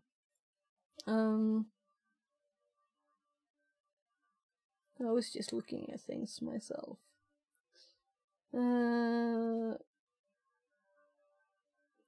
To use Rogue WinRM, you need to upload this byte to the target machine.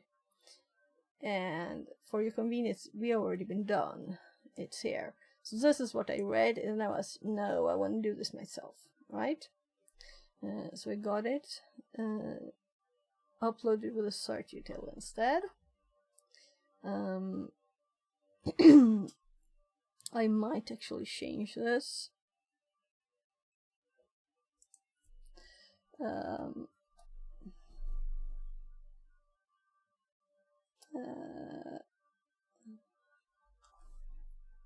C:\/ Windows temp might also work. And then we change these to, because it did work. Did I get you this time? Res up. So I'm changing this to temp just because of readability of the notes. This is a long directory.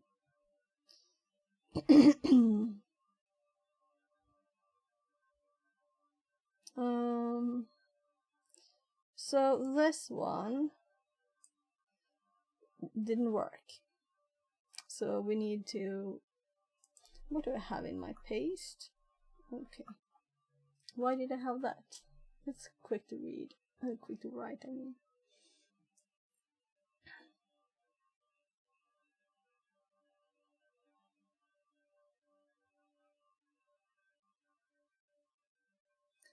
Yup, but I was procrastinating anyway, so is a half value. Okay. So let's look at nc64 .exe, and I think this is what they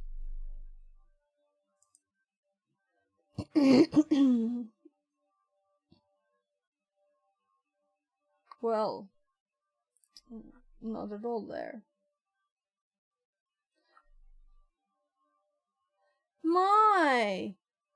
I assumed they had put the file there, but I didn't get the example from TryHackMe. I got the example from this page. So, of course it's not there. I'll have to upload it too, and I don't want to look at the page until I'm like, I've done this. But they're doing nc64, and I have ncat.exe in my computer. So, well, we could just say nc windows github instead, so we don't limit ourselves.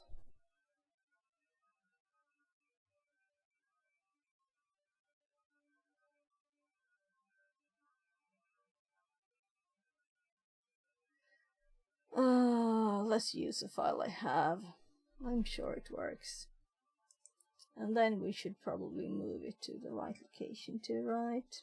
So this is why I have my curly line at the bottom, because this one pops up at the same time otherwise, and that's kind of annoying, right? So I have it on the bottom. I think I've gotten used to it now. I don't look at the top anymore.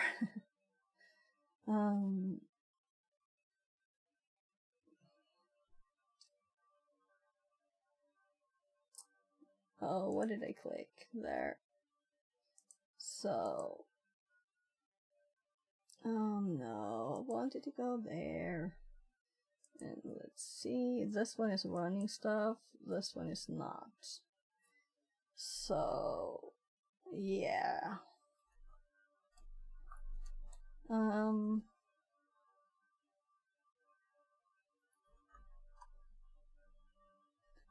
Tools? Did I make tools? And then we will... Should I move it? So...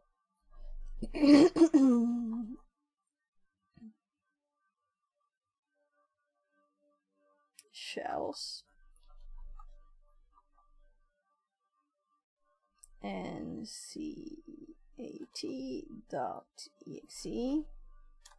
Here, thank you. Yay, I remember the name. So now it's in tools. So let's actually... It might be there though. But this is not the same name. But I don't think it's there. Why do we have this one up? Because I asked it for a temporary file in the directory and it suggested that, which was not a good suggestion. It should have suggested Windows temp, which is much shorter.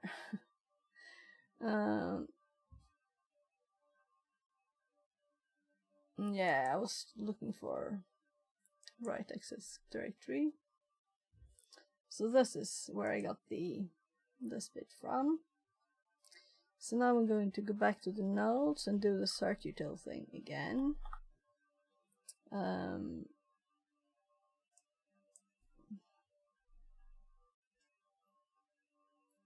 So before, so this actually, until I'm done, let's remove that. And we're going to add another search util, but this time it's going to do tools and ncat.exe to say Windows temp ncat. There, so when we run this command it should work, because now we know that we can write in this directory, and I think I wrote the right path. I kinda knew it, right? Kinda. The only bad part with having it at the bottom is the Windows one. Is it the same place? But it's just a click.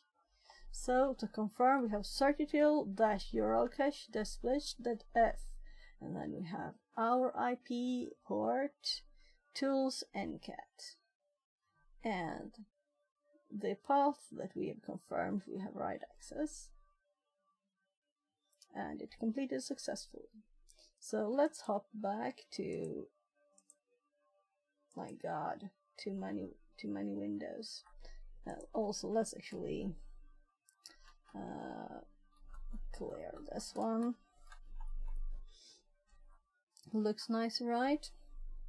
So let's copy the command here, because now we just change it to cat, ncat.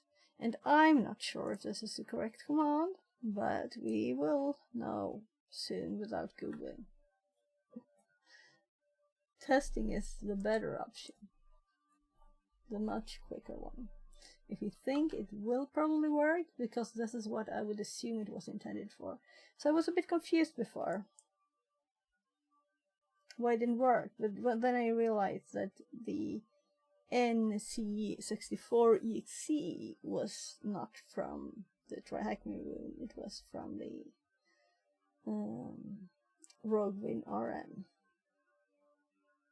page. So it's not saying hello there, but it's usually slow too. It takes some time for it to do its service thingy. So this is a kind of taking time thing. So it takes time before it even starts with the second bit. Running the program here.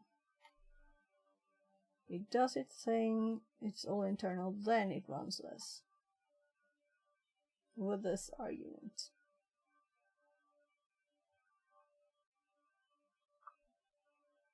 So I am being patient. I'll take the opportunity. It beeped it. I thought it wouldn't be done anyway, so I might miss something now. We'll get something back. If fail, if nothing else. I'll switch the mic again. I do want to remember back. I do want to remember this is back though, because I think the other one is better. It smells very deliciously. Linus, har du checkat? Yeah. Är du redo? Det är klar va? Yeah. Yeah.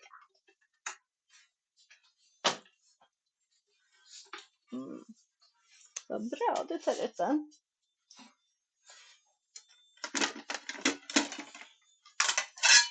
Jag ska gå och fråga labben om han vill också. Eller vill du ha mig där? Du clown. Yes. Yes. You can do it. It's always fun to ask.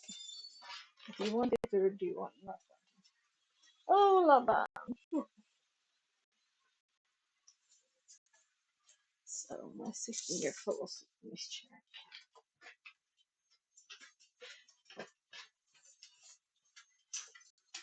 Yes, gubben. Det I want skulle this inte... side. I want this third. Okej, varsågod. You said you could do it. No, take it out. Okej. Jag bara skojade, gubben. Jag vet att det inte är tillräckligt med såsen.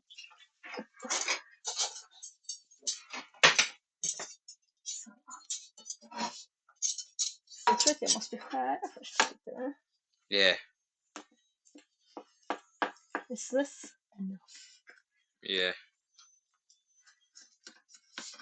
Nu får vi se om det här är... Jag tror att det är ganska lagom, va? För det börjar bli mörkt på vissa ställen sådär. Så det jag gjorde nu. Jag behöver inte ens lyfta fort. Jag bara lyfter från båda sidorna på en gång.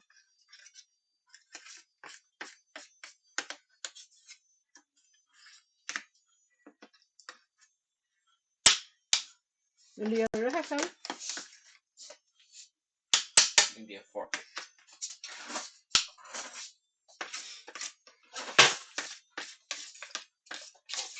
Åh, vad varmt det är. Jag tänker mest att... Just give me that shit. Jag tänkte väl det. Slow. Yes, I know. Better do it yourself and it's faster. There you go. Hello, hoppas det gott.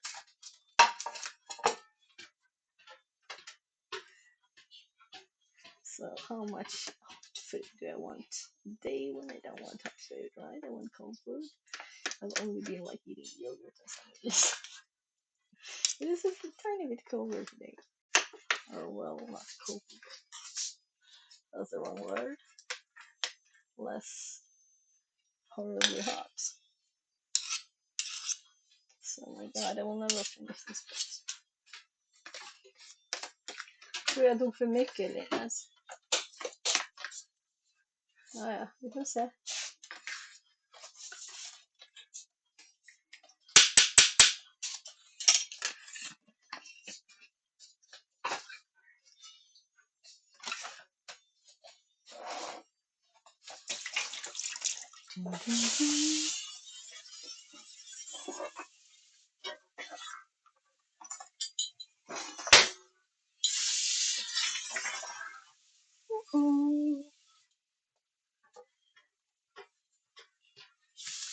Come back.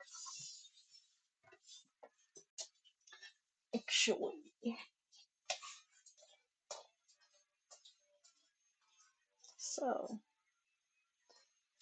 Yummy. It's a bit light still. Right. The new purple. Well, trying to save it a bit here so it'll actually stay nice and not get food on it.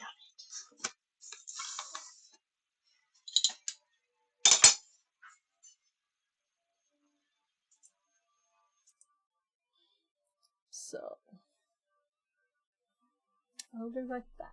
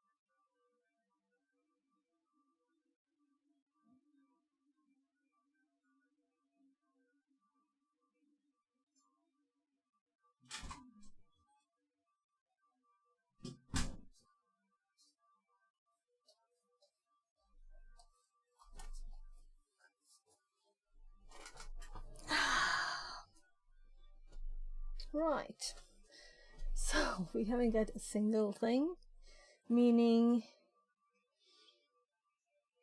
some part of it worked, right?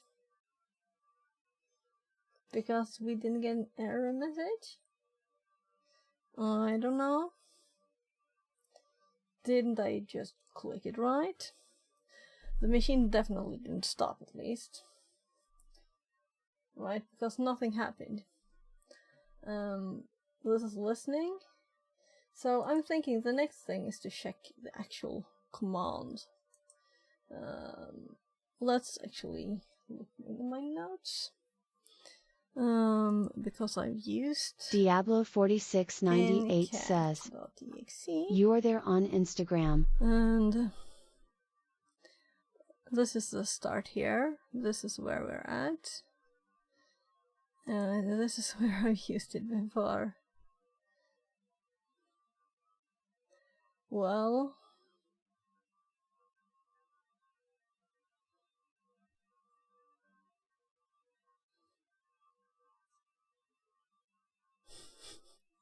kinda hard to read the parameters here. Someone who has a plugin for Obsidian to unencode.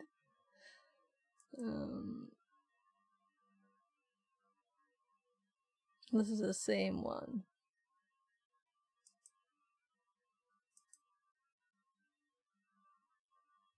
So it's mentioned twice here because it's the download and the running.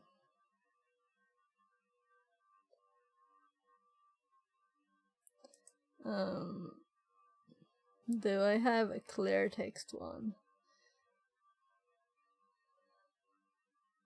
So exec users public %5 C must be the slash here, right? Or the backslash. Then we are %20 -E So if we compare to this one, -e cmd. So this one has .exe, cm.exe. That's the only difference. Let's add .exe to ours.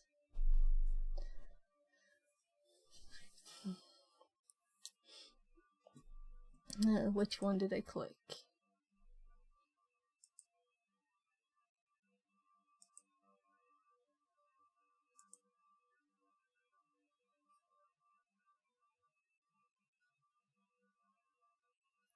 cmd.exe.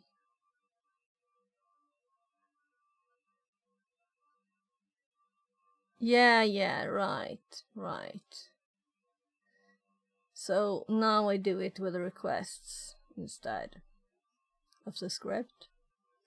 The Steel Mountain thing, because I want to explore, you know. %20 minus e %20 cmd.exe %20, the same IP that we have now. Okay, so this one is the other way around, and it's the full path to this, but not to cmd.exe, of course.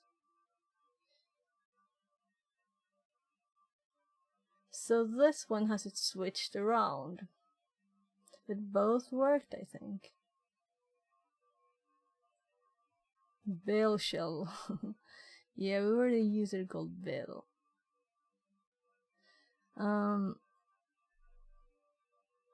It worked. So let's just, you never know. Let's just run it again. So did I somehow miss like the button or anything? Strange like that.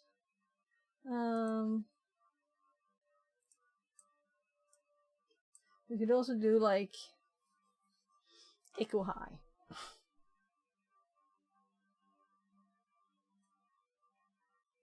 Oh, I missed some messages. Keep Instagram. Let's see. You are there on Instagram. What? Diablo, tell me, I don't understand.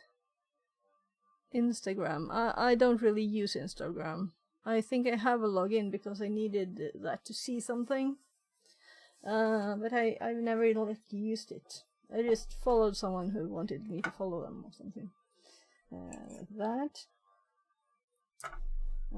I think this is still too hot to eat.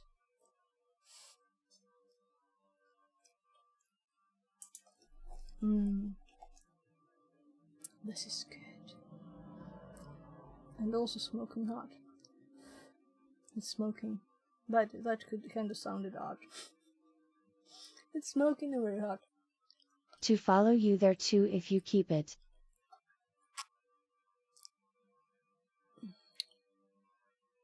What keep what? Keep what?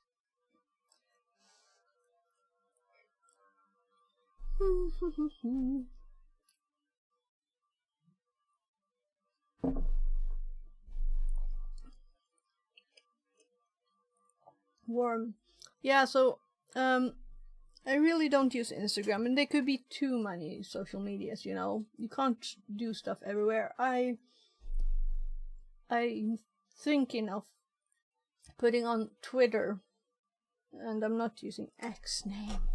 That I'm streaming or something, because randomly people are following me there. So I don't know why they do that, but they do sometimes.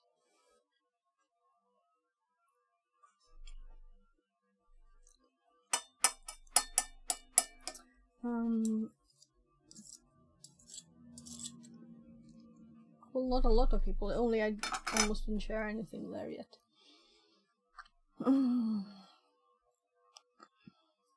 So, this one has the IP at the end.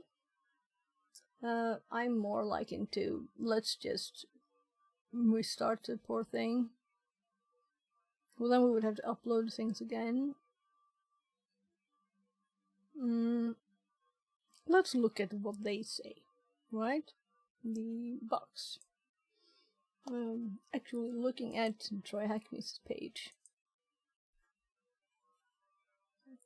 What's the intended way they have. The rogue WinRM exploit is possible because whenever a user, including underprivileged user, starts the bits window in Windows, it automatically creates a connection to port 5985 using system privileges. Oh, this is what I was lacking from my notes. Yeah. Port 5985 stable is used for the WinRM service, which is typically a port that exposes a PowerShell console to be used remotely through the network. So is PowerShell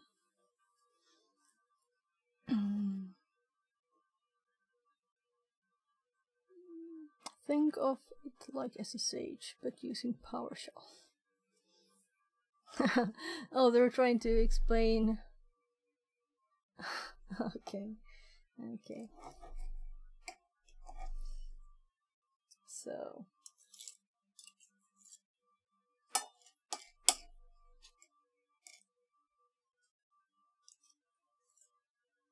Assuming no knowledge of Windows, only Linux.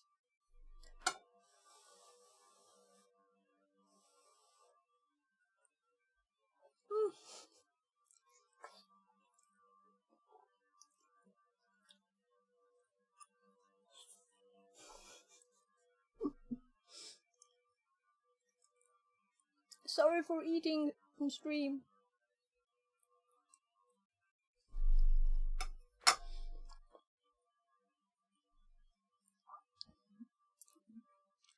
If for some reason the WinRM service isn't running on the victim server, an attacker can start a fake WinRM service on port 5985 and catch the authentication attempt made by the bit service when starting.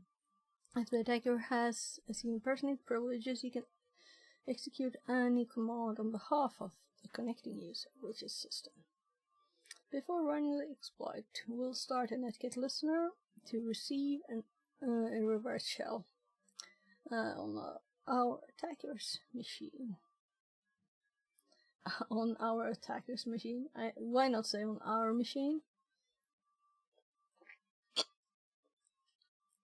And then use our web shell to trigger the rogue WinRM exploit using the following command. So I am comparing. They have the IP at the end that I had in one of my examples. A is for argument, P is for the program. So this is using the same that we did, only that this using. They have it in C tools, so if you want to use it. The NC641.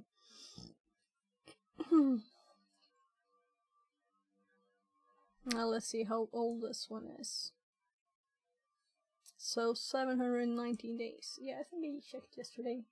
So I too was using that order, and we have two things to try now. We have switching the order, and let's start with just I Control A on the wrong machine. So Control A, see this one, then just like update the page, and this works, right? Then we paste our command, and P is this. Let's also make sure, right, where it starts and ends. Then we have A, and this is already this way. So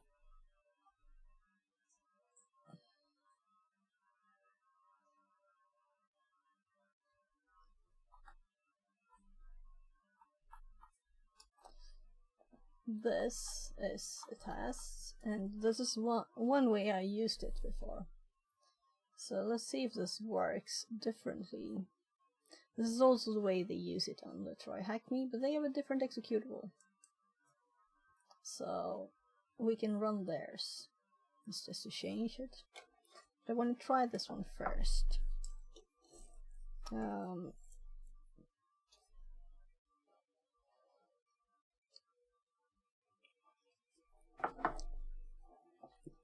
The slowness of this one is a bit annoying. You want to know if it works right away, right?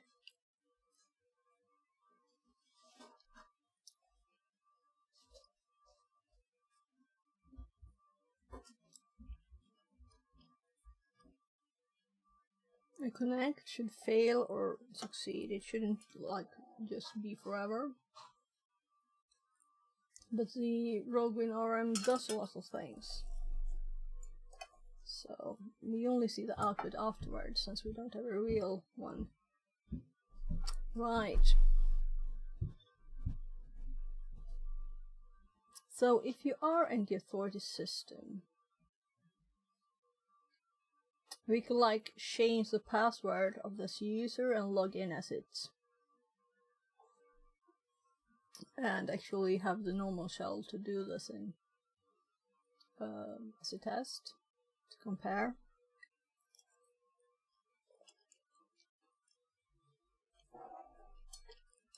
And we have had twice. Well, I'm calling it root, but you know what I mean. In the authority system,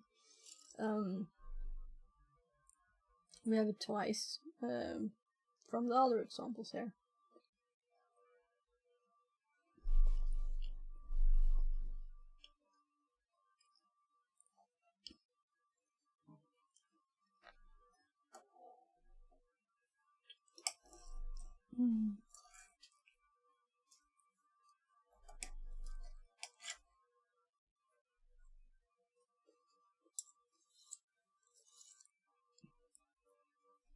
So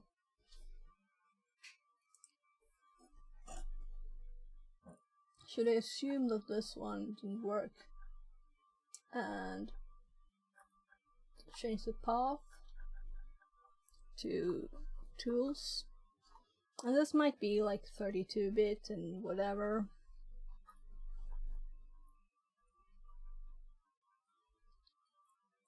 If this works with no more changes on this, then I should check my tools directory to update.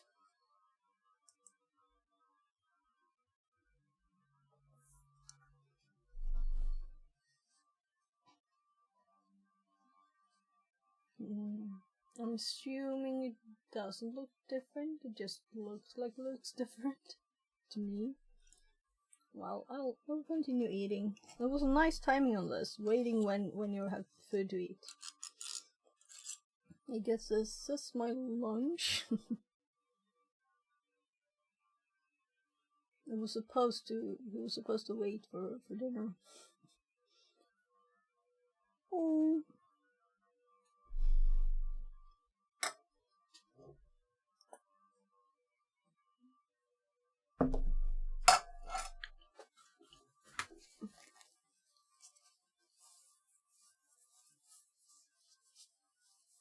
Yeah, right, and I started after lunch. It's 3 hours, 23 minutes. Yeah. Yeah, right. Let's use their things all the way. But I am a bit annoyed that this is so odd. So I'm going to take the TryHackMe line here.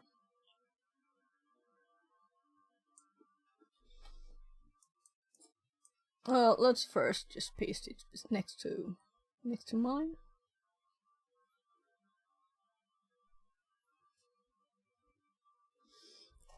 So, yeah, I used the one I had with this eCMD.exe IP port.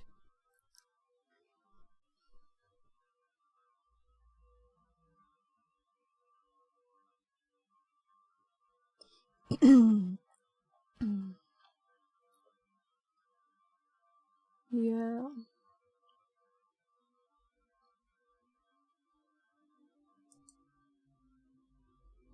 Yeah, so this was funny.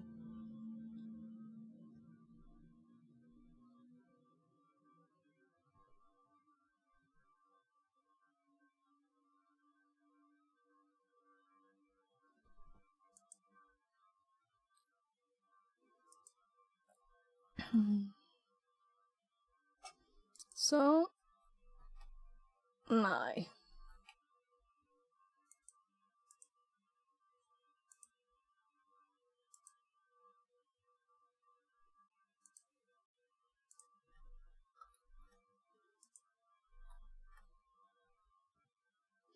Yeah, this should be theirs.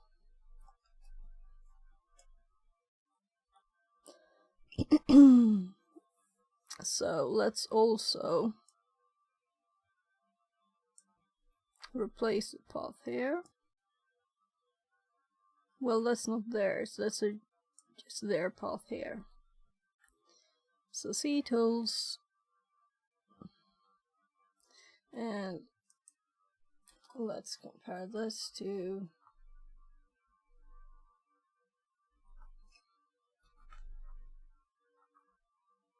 this.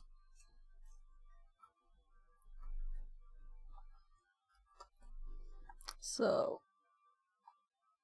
okay, so this is here too.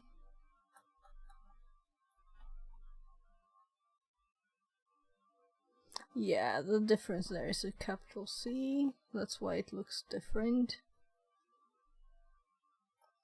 C tools, oh, let's do the, well, they have different, whatever. E, then we have just the attacker IP. The port number might, possibly, but sounds kinda odd, right? That's the only other difference. And 10, 18, 21, 236.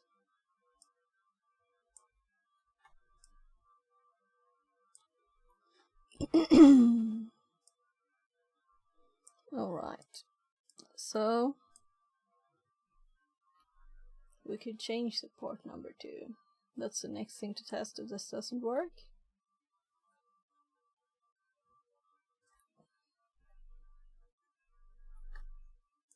Generalissimo69 says, Hi. Whoa.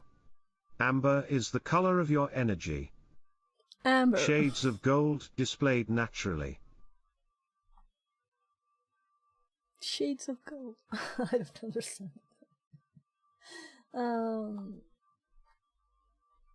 So let's see if this works better. Welcome back, Journalismo. How are you? It's I a hope song. everything is good. Oh, it's a song. I'm no good with songs. Someone suggested we have a karaoke stream here. All good. Like, I'm bored. You're usually bored, right? You're always bored. Let's hope. But I can Let's set a karaoke stream then. Yeah, but you'll have to join on Discord, right? That's the reason why I haven't done it yet. All these 1.5 hours since the suggestion was made.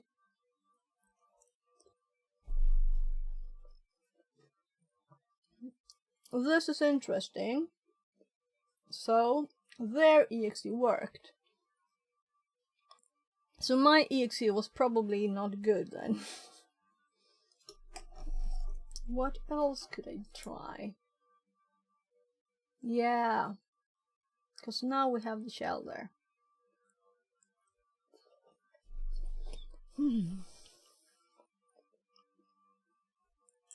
Let's go back to using my Rogan Aram.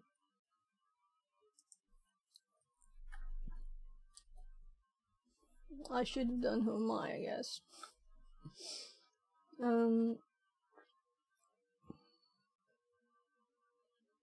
So my location, the one I downloaded, is Windows 10.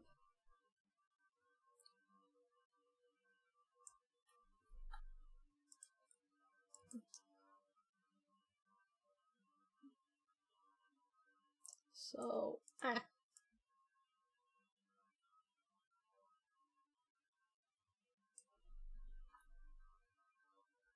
oh. So see Windows 10 using their netcat with the one I downloaded. So it works. So the problem was not my download here, but that I was using another netcat that didn't work. So if we change that one back, let's just do the Who Am I. So we have that checked. Oh my god, I have to exit first. I'm curious what would have happened if I did CLS there. So let's change this one to it's quicker to type. Windows temp cat. So now we switched the netcat. If this works too, I'm going out of my mind. But I'm thinking it won't work. And I need to update what I have on my hard drive there.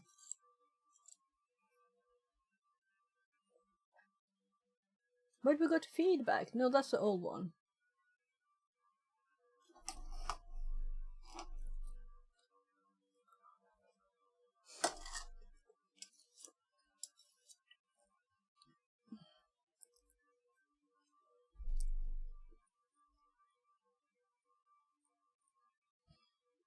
So this seems dead.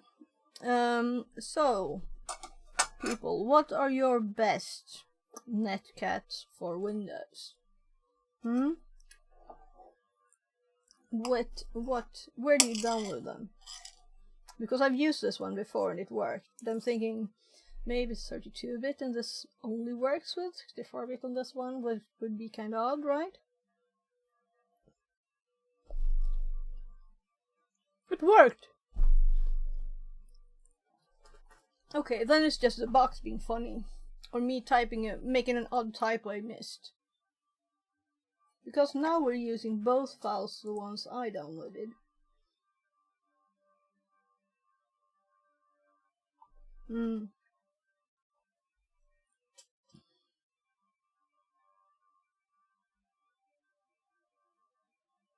So let's copy this one.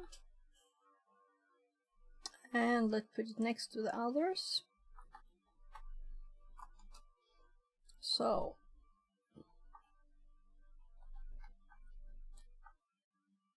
let's put it in between these here.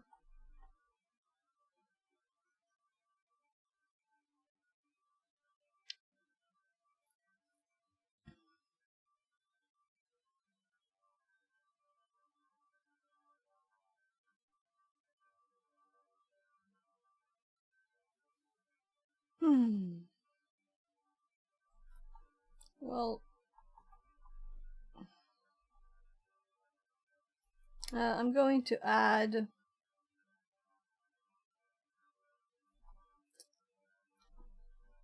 so why is this? There's a space there, okay. Let's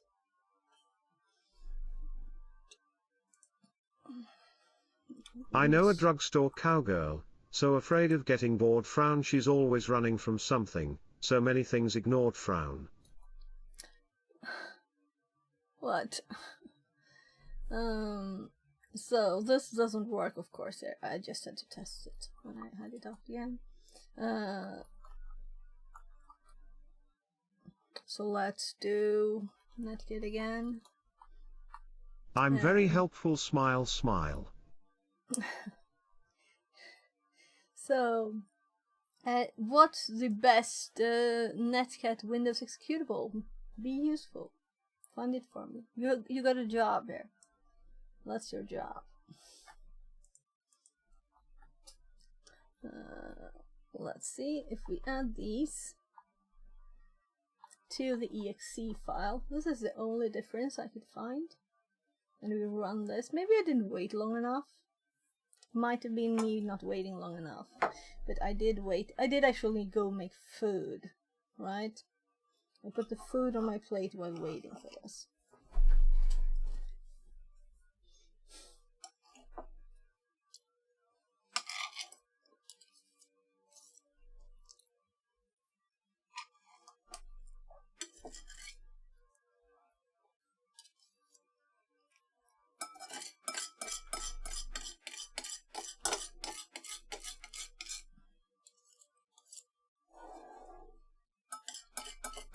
So it seems very dead. So this might of course be how this web shell works. And it might again be very slow.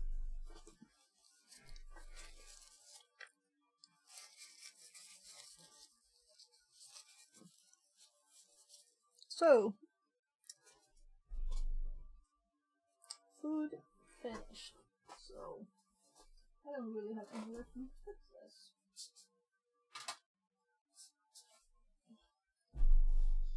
this. So let's look. While we wait for 3 eternities at least.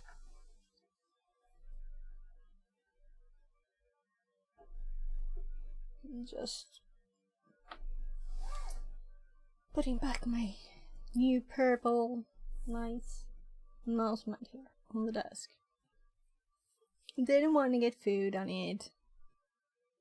So Google.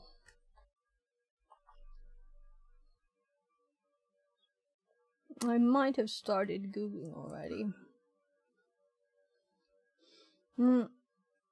So these also use nc64.exe and they don't link it.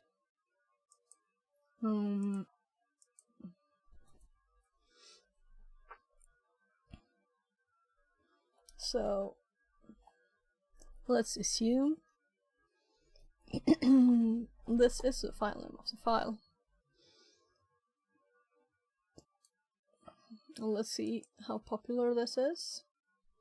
522 stars. That's not much.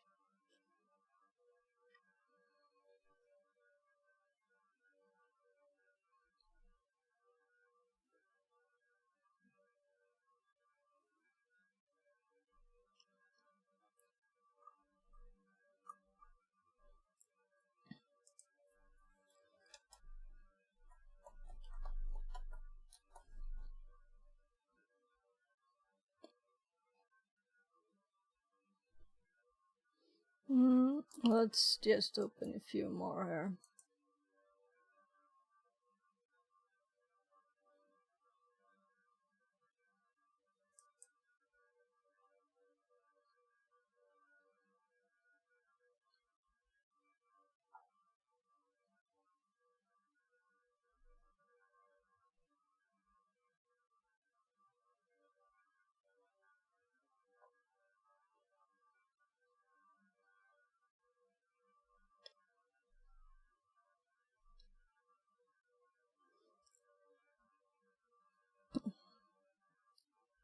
Well, this didn't seem to be... I was just looking for some links to it, you know?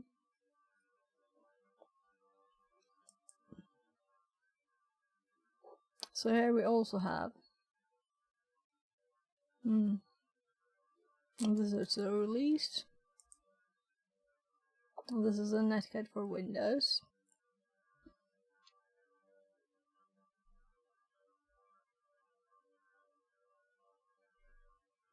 This is very not green.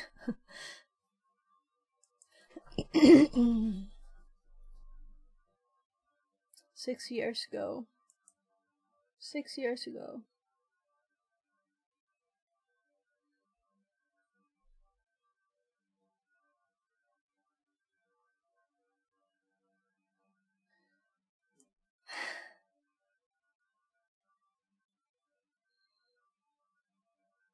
So it seems to be... What? This was the first one, you know, that Google found.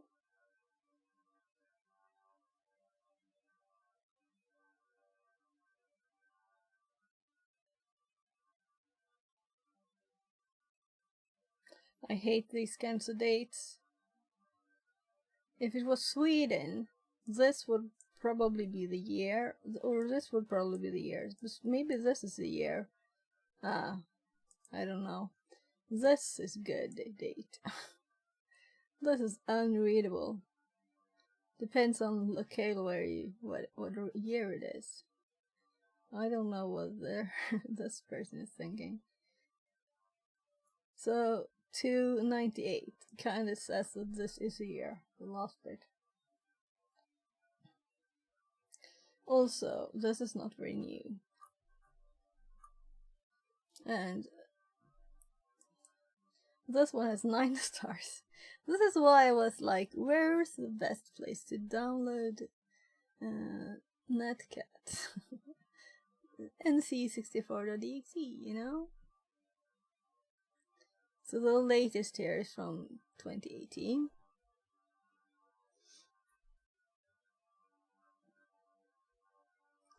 So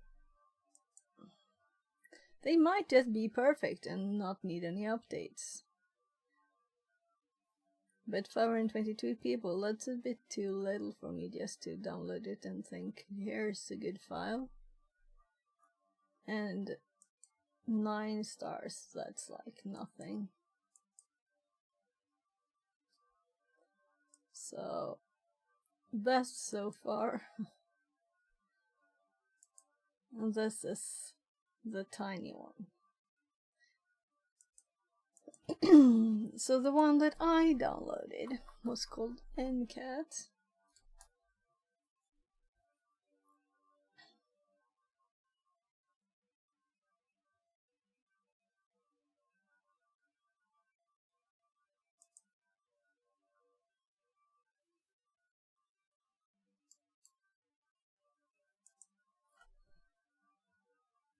This is a source we trust.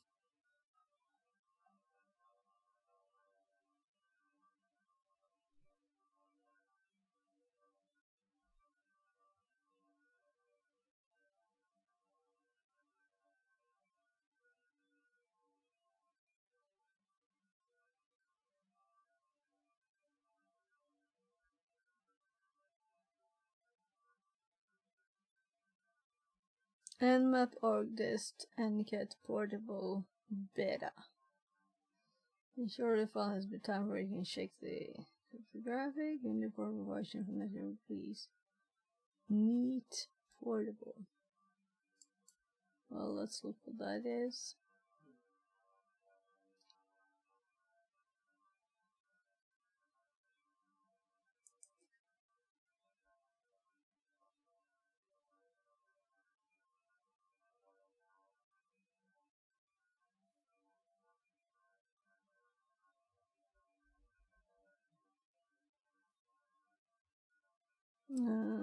Sometimes recommend use how to building a portable version of NCAT or Microsoft Windows by means of static linking. The resulting binary NCAT.exe can be run as a standalone executable with no runtime dependencies across all versions of Microsoft Windows starting from... let's actually download the file from this machine. It might be old, but it's at least on a machine, you know? So, the thing that seems to have broken this is these. Not the ones in the arguments with the main program. And then it works, which is kind of funny, right? They are allowed here. Well, anyway, I know why mine didn't work, because I was trying to be safe. That's funny. So from here we can just download it. So let's see. Current directory should be this. And in packet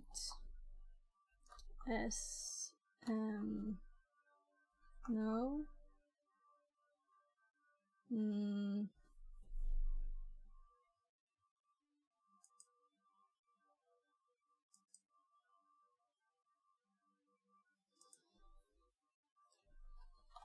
Switching the water again now. Moving the phone back closer. SMB.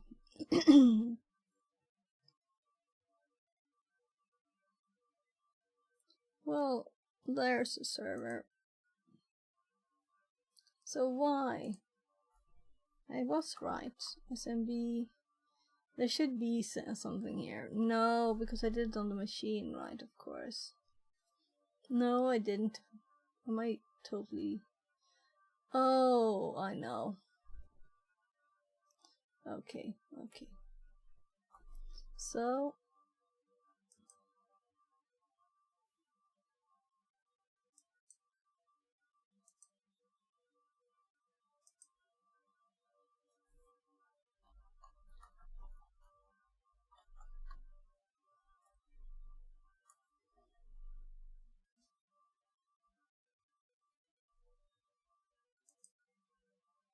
I will exit it. Then I'm sure I close the right one.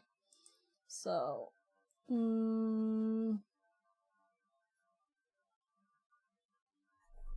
So we can close this down for now. We have uploaded the files. And...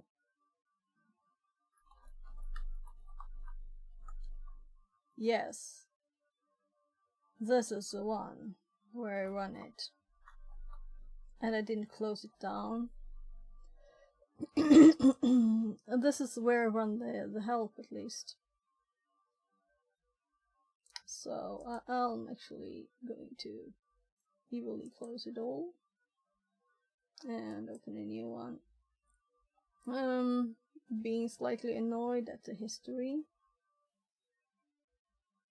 I need to learn more how it works. Oh, this is just slow, and I will have two popping up.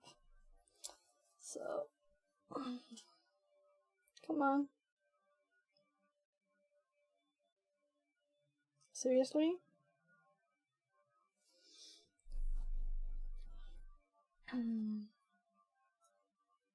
So I'm just waiting for this. Alright, time to switch ears. 3:48. I'm keeping check on the battery times, tiny bit. But I guess, started them before stream, so.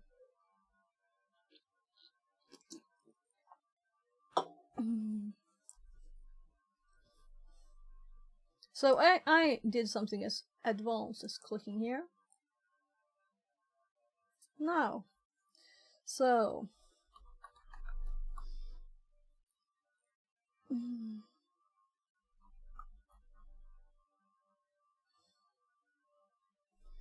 Okay, I'll look at my notes. I was trying to go on history.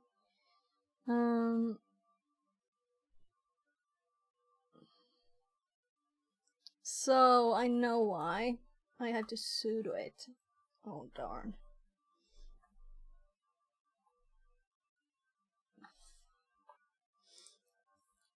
That's why it's not in the history. Because if I had sudoed it...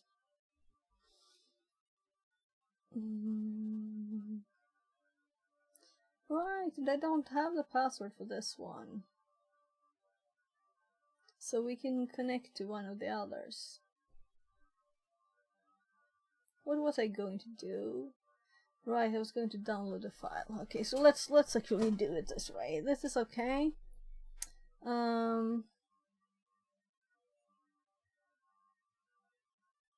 Only the directory is wrong. So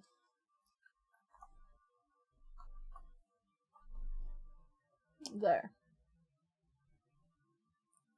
So we can share this TMP to copy THM backup, copy master for 555. And then we can go there and we can download the file. So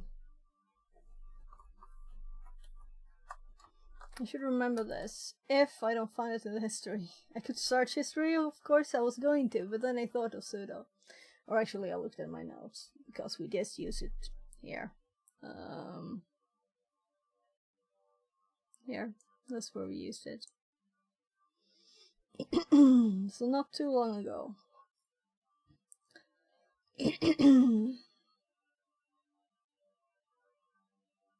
Yeah, so now we have Windows temp, this is correct.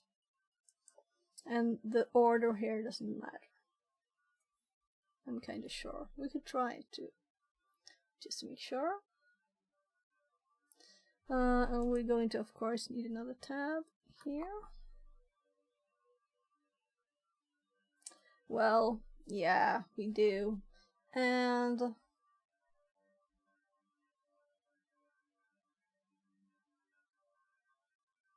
let's back to user being B here. No, it's the same. It's not the same IP. Right, so let's. This password annoyed me. The word is mine 2022. So the password for this user is copymaster. Copymaster 555.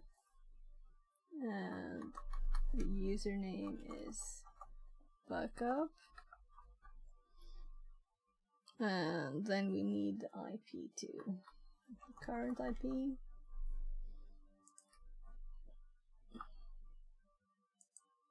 So also added an R to the box. So 190.164.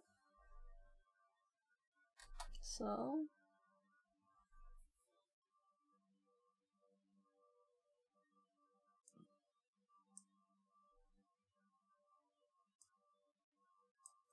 let's just hop. We could have used another directory to share. But that was a nice trick to easily download files. And this machine is so slow. Did you see the CMD there? It just disappeared again.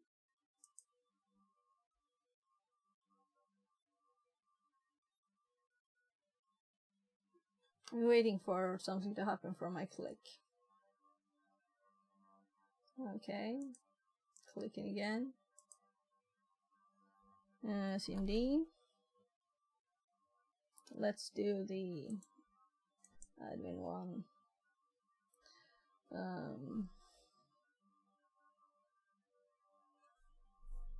Darn. 555 something, but what was it? Copy master. Copy master 555. Yeah. And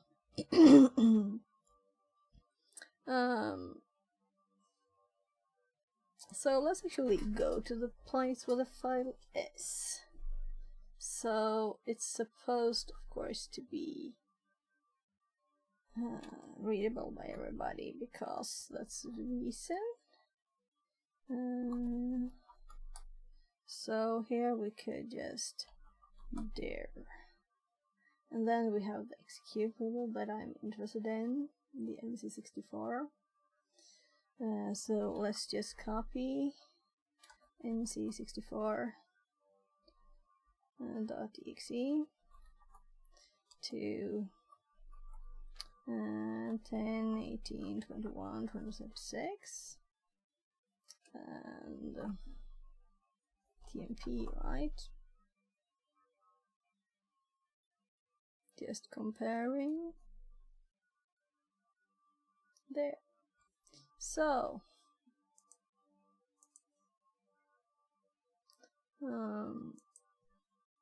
here, authenticated, connected. So let's cd dgem cd. Oh my god.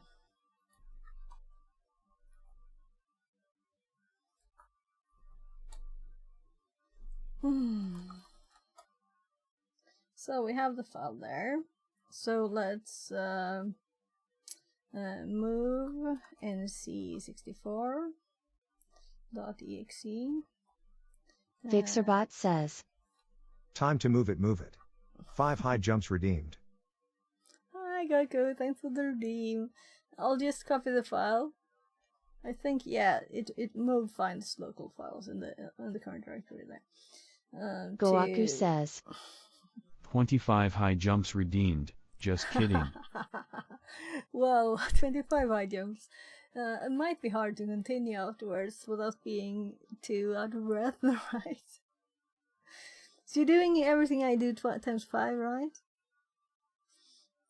Now we have more space here to do stuff. Alright, I left the door open too. That's why I can hear my kid more. He's one of them that's jumping around in the living room downstairs. So, I was going to do it to... No, that's the wrong one there. And tools. So cd. I'll just check and confirm here that we have both of these here. Oh, look. One of them is not executable. Not that it matters, but maybe nice. But why are the others executable? The sum.hive file. Why is it executable?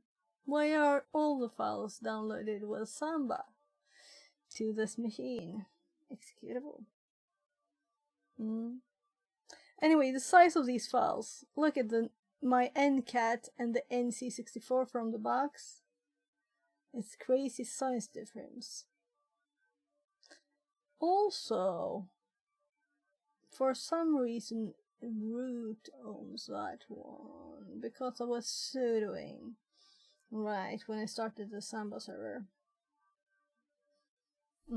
Because of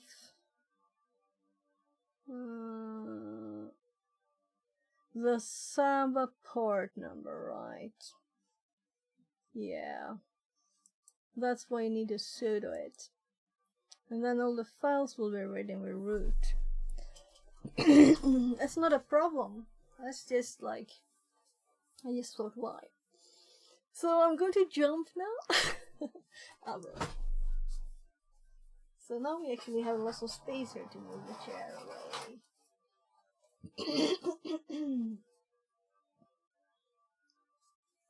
So, were there just one redeem? Just to make sure. Okay, 25. I'm not doing 25. Oh, I haven't moved a lot today.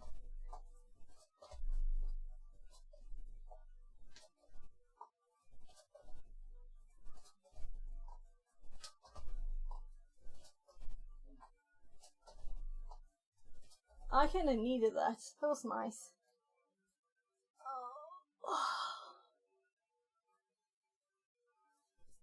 Oh my god. I feel so stiff. Why?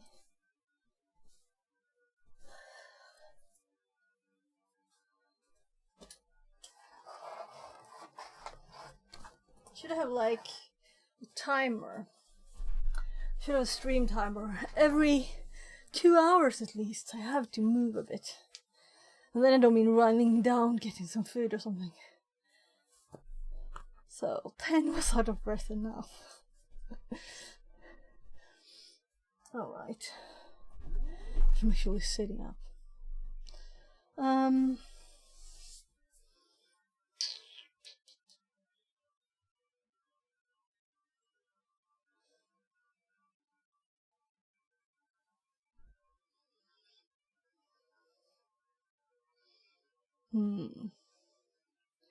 So I'm thinking I have a third USB hub that's not being used. And when I connect the camera, I usually have here to power or to the computer to have a good signal, then it usually don't get enough power to charge. Faster than the power drops from using it as camera. Which is a problem, because it runs out after about 2 hours. But if I connect the third USB hub, I have 2 connected already, 7 ports. And only use it for cameras. Maybe. Phone cameras. Or others, I guess. But my real camera doesn't... It has USB, but it doesn't use any power, you know? What I noticed was that when I use this power cord, that's just a normal phone AC adapter to the wall. Then the power does not run out. The phone did overheat once and close down, but didn't just generally die. Yeah. So Gaku, you can redeem again after 5 minutes. Or you can redeem the other things. I don't have the wake up one though. Well, I am cheating a bit. That's covering up what I'm drinking here. So now we have this Netcat exe on the machine. And let's actually make a few notes here. Let's do nano notes. nc64.exe was downloaded from the... Oh, tabbing in the wrong machine again.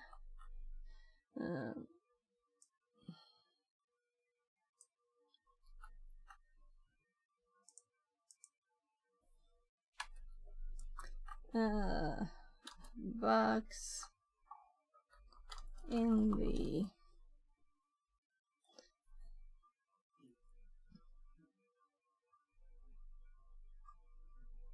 I'm scrolling in task 6. Task 6 in the Windows. Is it just called Privask? Privilege escalation, of course. Privilege. I spelled it right. Escalation room. I tend to add a D. Add to jump. There's I remember.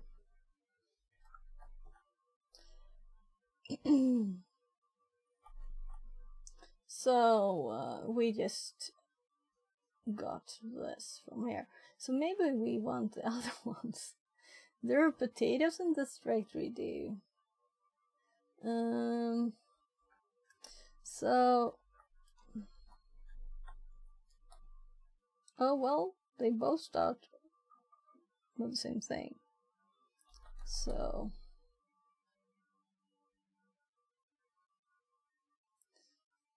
these are also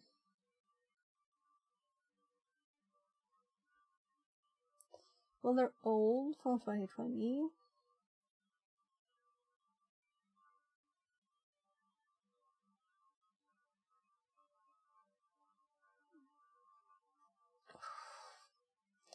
So, no.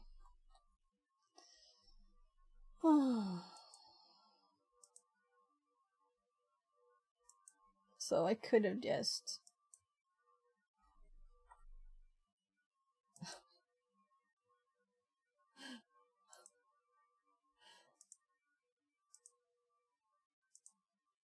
Why close it down? Why do anything? Why not just Control C? This.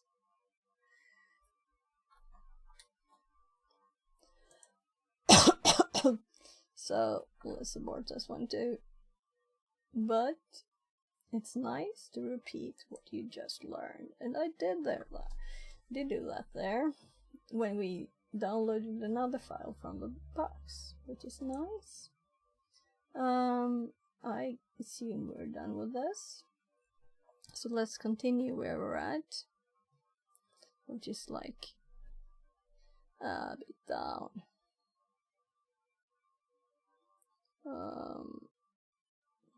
So let our web shell to trigger exploit the following command. Yes. To exploit might take up to 2 minutes. Yeah, so I might have some of my tries. I might not have waited long enough. So the browser might appear as unresponsive for a bit. This happens if you run the exploit multiple times. It must wait for the bit service to stop before starting it again. The bit service will stop automatically after 2 minutes of starting. Okay, that's good to know afterwards. The P parameter. So let's see. Let's add something in the notes.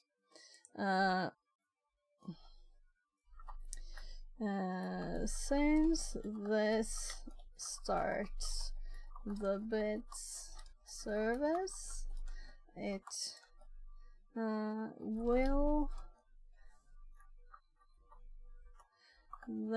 will be a delay of about 2 min between until you can run this successfully again.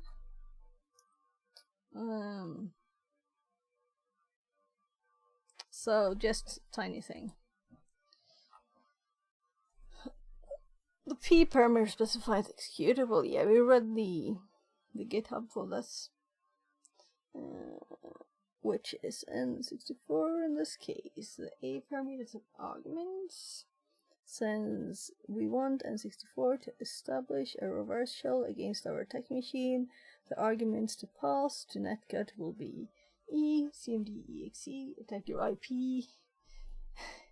Couldn't they have numbers ending with E? It would have been much more fun. So, if all was correctly set up, you should expect a system, shellable system privileges. Yes, and we got that. Using any of the 3 methods discussed in this task, gain access. Yeah, we did all. Don't forget to input the flag. I unfortunately did it on the first one. So we ended up in this one. I know when we started it again. So, now we're going for Windows Privilege Escalation. Abusing vulnerable software. I wonder what software with this will be. Click the start machine, so we have to terminate the old one. And then we click start machine. And we don't want this. We want an RDP. So let's close this web page down. We might need the browser more. I'm actually exiting this. It's nice to have a fresh one, right? I usually don't. Well, kinda nice, kinda nice. So, we don't have an IP yet, but we have these. So, THM and Prev again.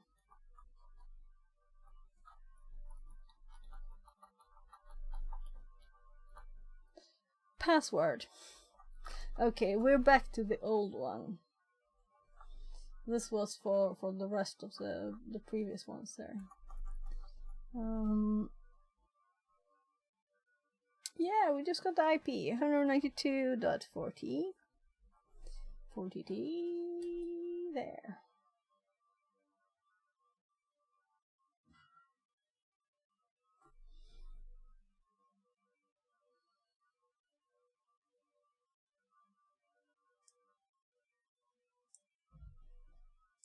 So let's move it over a bit in case we want to see some netget or something.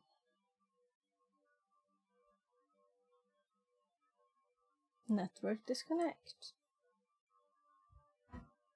Ooh. That's a new one. Did I click the X or something?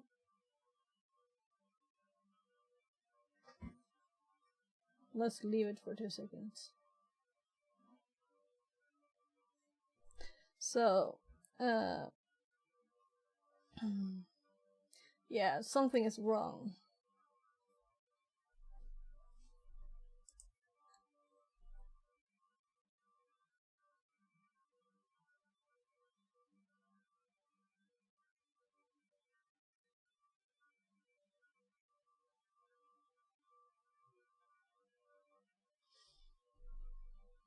So, I'll just do this.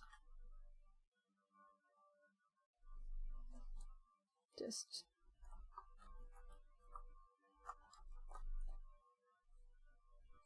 restart the VPN just to make sure that's not the problem.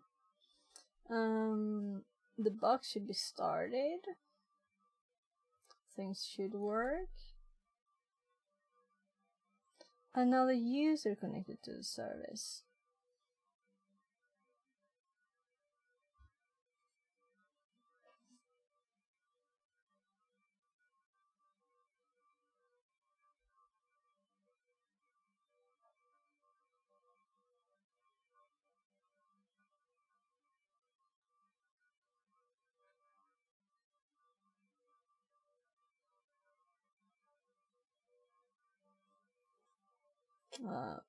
We'll see, because I just read there were different errors on them. Very odd. So let's continue. Unpatched software. Software installed on the target system can prevent various privilege escalation opportunities. As with drivers, organizations and users may not update them as often as they update the operating system. You can use the VMIC tool to list software installed on the target system and its versions. The command below will dump information it can gather on installed software. It might take around a minute to finish. Yeah, so let's run it. We still have the machine now, so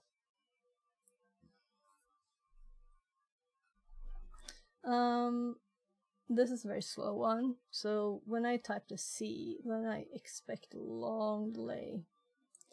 And I'm thinking we'll keep doing the administrator because they have wanted that for lots of them now. And we're back to password 321.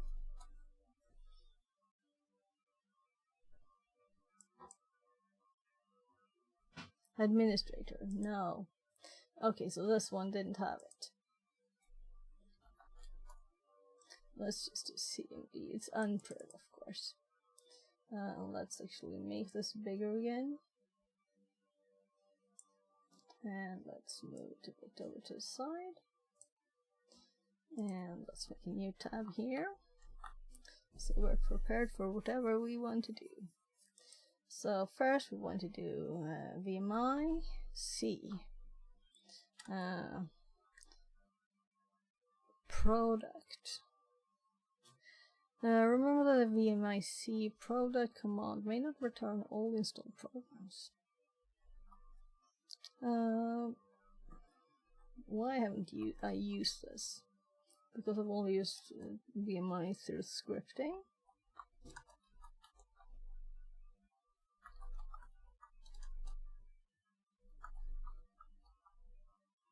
there. I automatically added a space. Let's not do that. Let's do the one we wanted.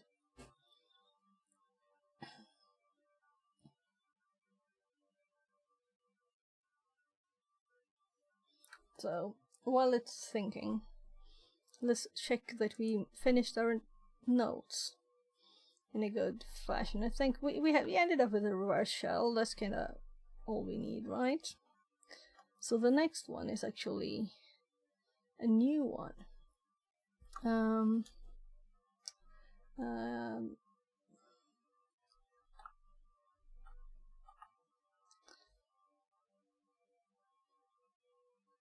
Vulnerable software. I was more thinking install software.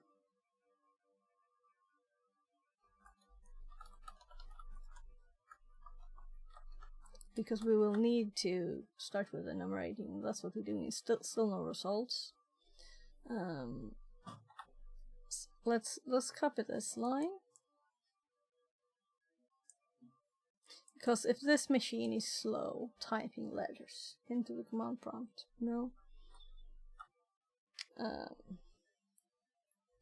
I don't expect much in speed. Programs. And let's continue reading. Remember that the vmic product command may not return all installed programs. Depending on how some of the programs were installed, they might not get listed here. It is always worth checking desktop shortcuts, available services, or generally any trace that indicates the existence of additional software that might be available. So,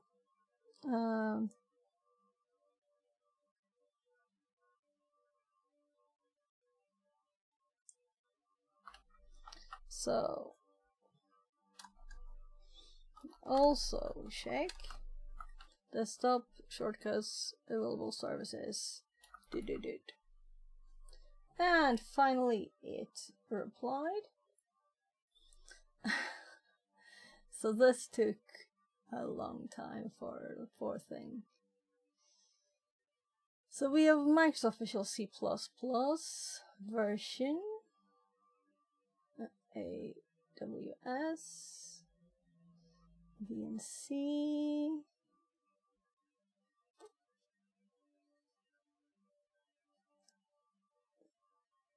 Druva. How would you say this in English? Druva. It sounds very Swedish. Druva. Okay. InSync. AWS, more, and more Visual C++. Additional runtime. Alright, so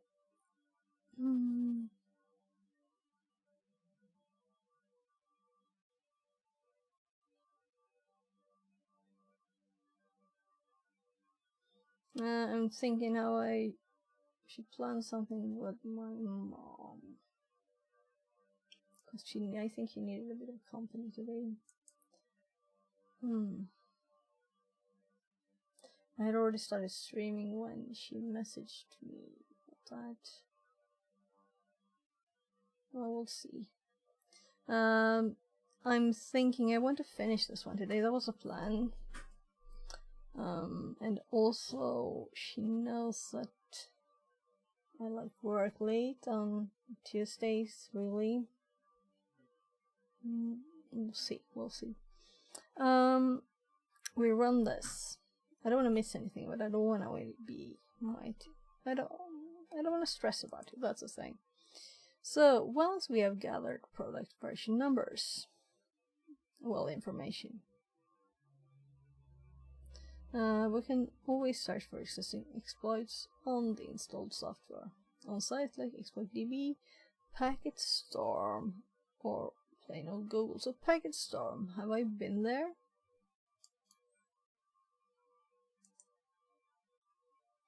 I think it's new to me.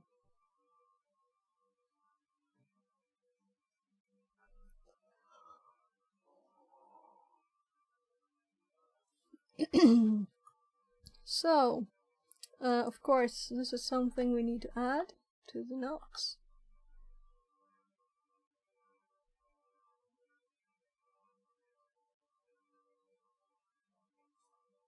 And the fan is on, and I'm not dying of heat, and you can't hear the fan.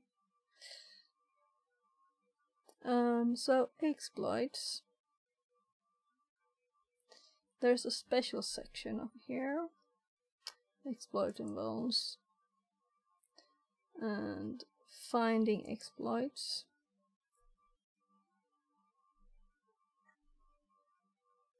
Google the thing. Exploit DB doesn't even have a link because it's so there. This is another thing. But why didn't I? This is probably old.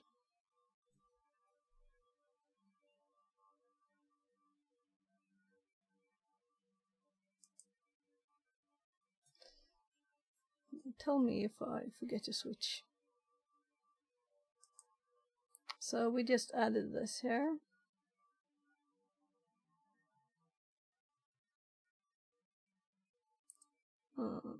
Whatever.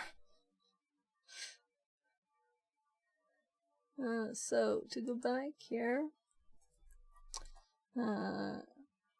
look for exploits.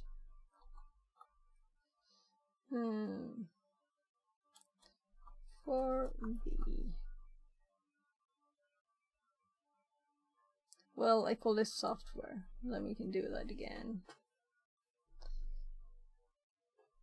I was thinking apps, but we had software programs. Should we do all three names?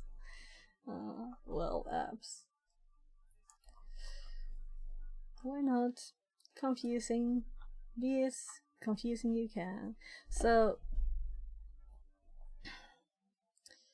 as usual, I'm thinking I should look here, but manually without reading more. But I'm also thinking that I have done this, right? So this is not like totally new to me. And there's a list of apps. We don't want to try them all. So I'm actually going to read more. Remember that not all. Using Remake in Google, you can find a known vulnerability on any installed product. Question mark. The thing is vulnerabilities, right? The target service is running running Druva InSync 663, which is vulnerable to privileged escalation reported by Matteo Malika. I almost had to Google this one just to see if it's Swedish with that name, or does it say anything else? It doesn't mean anything in English. In Swedish it is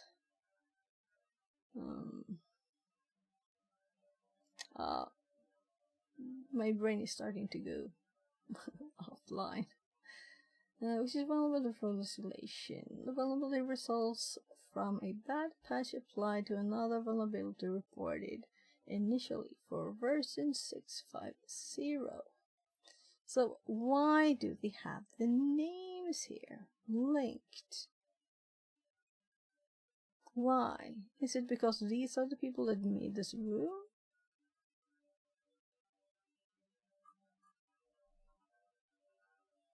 Let's click them. I have no idea why they're here.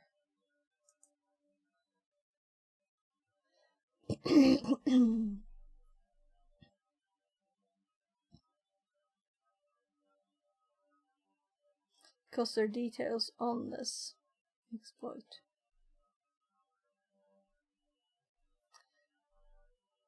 So I'm a bit too warm now.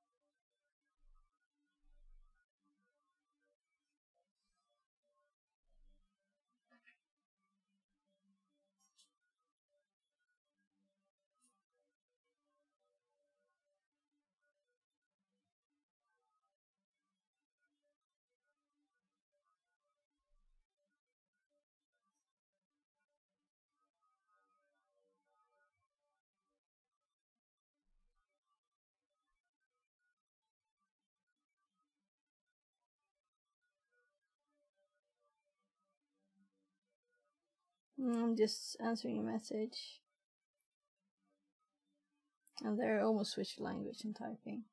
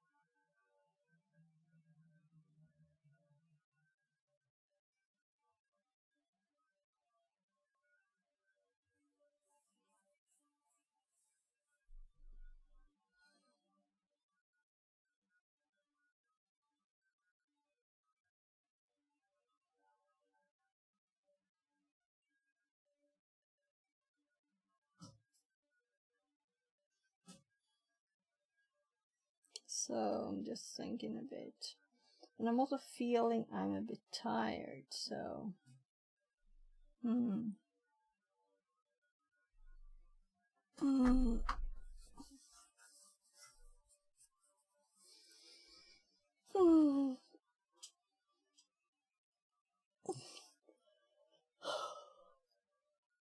So let's check on the weather for tomorrow, because if it's bad weather tomorrow, it seems to be like moving.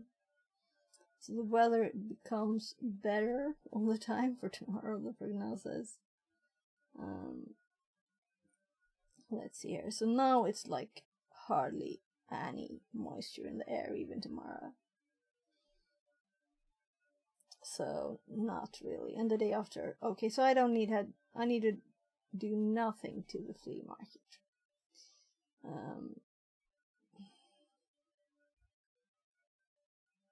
Right. They have another flea market payment. Ooh. Oh. So university tells me to activate MFA. Okay. And my sister sent an image of her 4-year-old.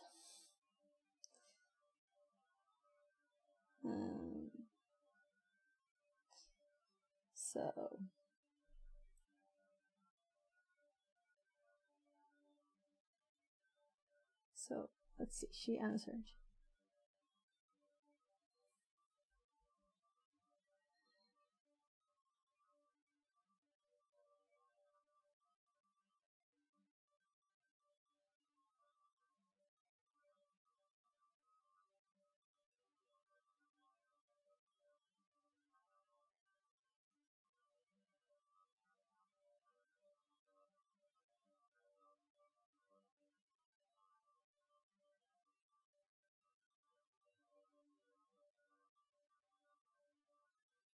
So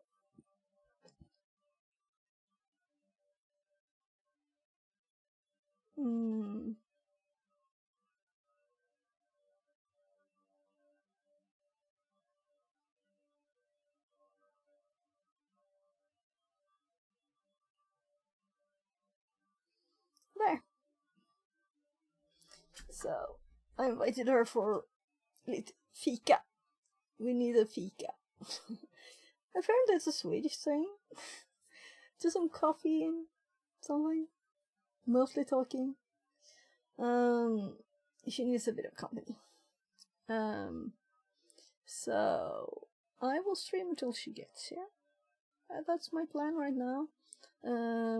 So I'll just prepare so that I'm prepared. Let's actually pop up Twitch so I have it open at least. Or rather, maybe I should have Infosec streams open. So there's actually one other person there online. So we'll see which one ends their stream first.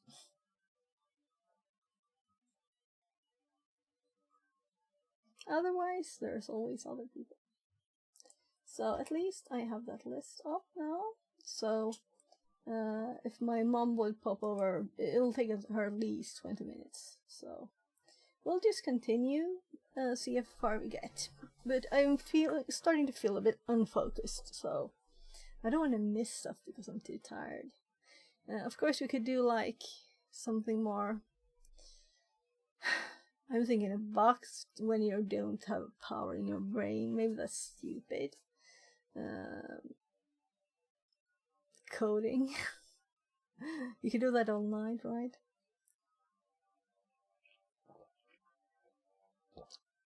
Where I finish this. I didn't sleep much tonight. I actually didn't work this morning because I didn't sleep. So I slept a bit in the morning. It was heat and my darn back injury from an old car crash that kept me up. So, and heat from not daring to open the window this night because I got asthma last morning. When I had the window open and the pollen filter window, apparently it's not very tight.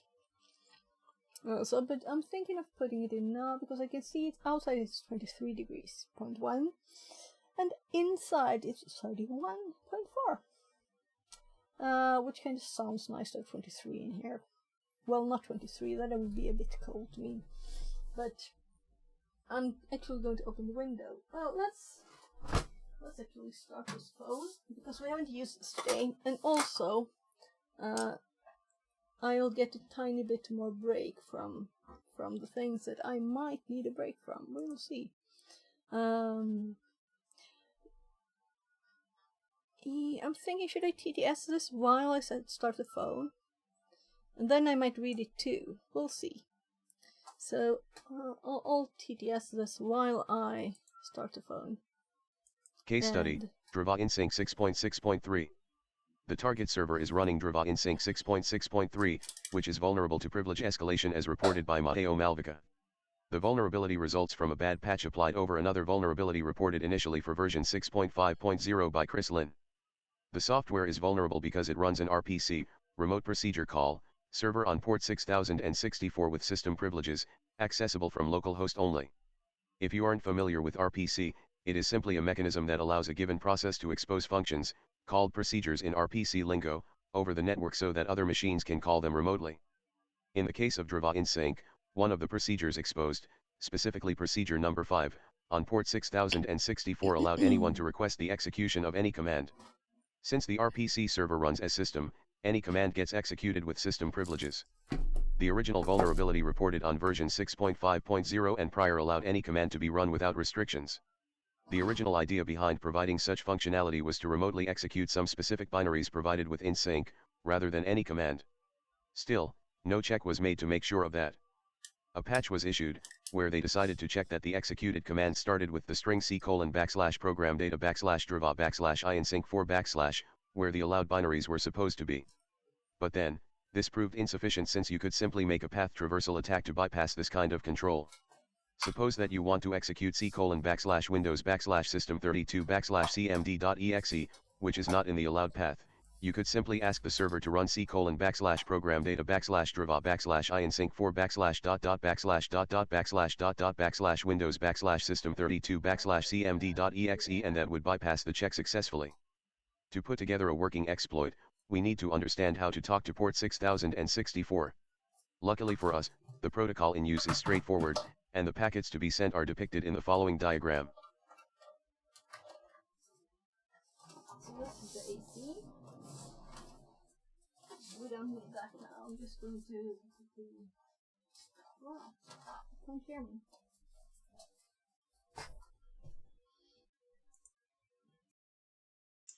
Realized you probably couldn't hear me. So, the reason this is darker is because there's actually,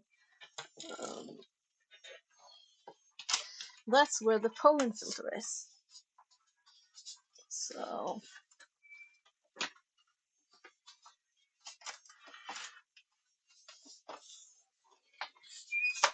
Superimposer says, I've heard the TTS going crazy about. oh, about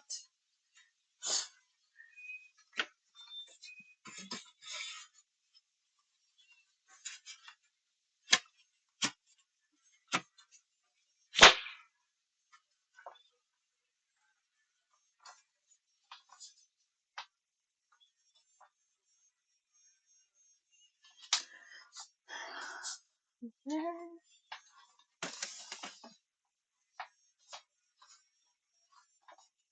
So we could start the AC too with this thing.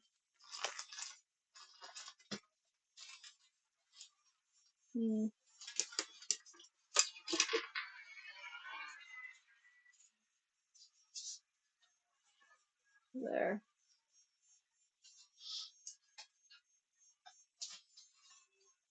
I don't know if it was worth it fixing the phone, but I'm kind of. There's one thing I want to test. So let's see. So if I have this one here,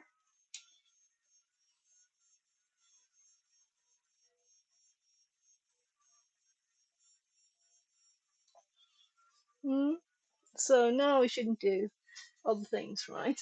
Because you can see me. But here's a new nice mouse that let me switch mics again there. So, and here I switch screens, so I can go to my left screen, right screen, and back to this one if I want to. Right? And this is the button we made earlier. This will turn off the filter for the fan sound. So if I click, you will hear the fan.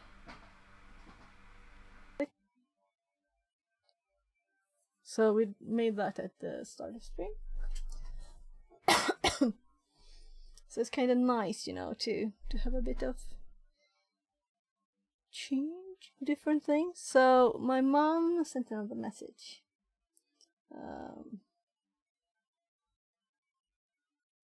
Yeah.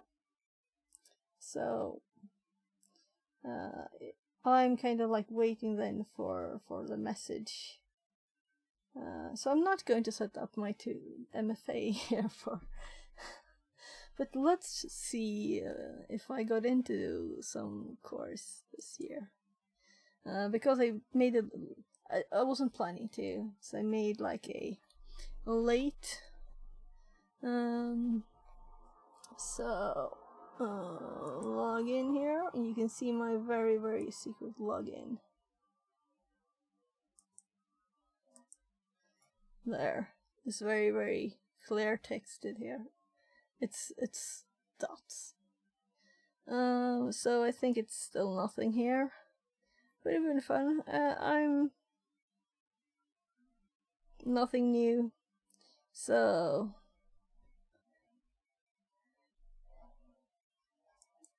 maybe something cybersecurity university thingy. Maybe something else. At the same time as everything else, of course. You know, studying is fun. That's why. Right. Yeah. So I have one thing that I need to like activate too. Courses you already accepted, you can just activate them if you want to finish them, or well, they said I didn't need to activate it either. I can just finish it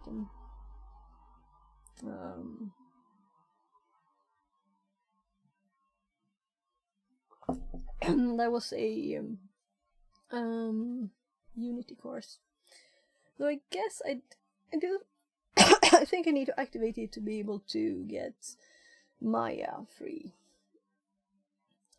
I was distracted. What did I accept? So, what did the TTS go crazy about? Oh, I TTS'd this. So, can you read this on the screen? So, I opened my window, so now I have 23 degrees outside, 31.2 inside. The fan is kind of slightly on. I think if I go downstairs and turn my kitchen fan on, then it will kind of suck air through the window. I'll take my plate down at the same time.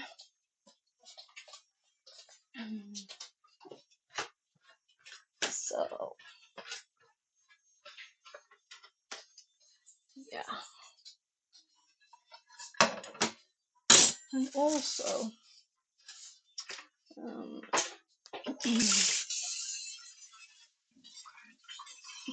the bird.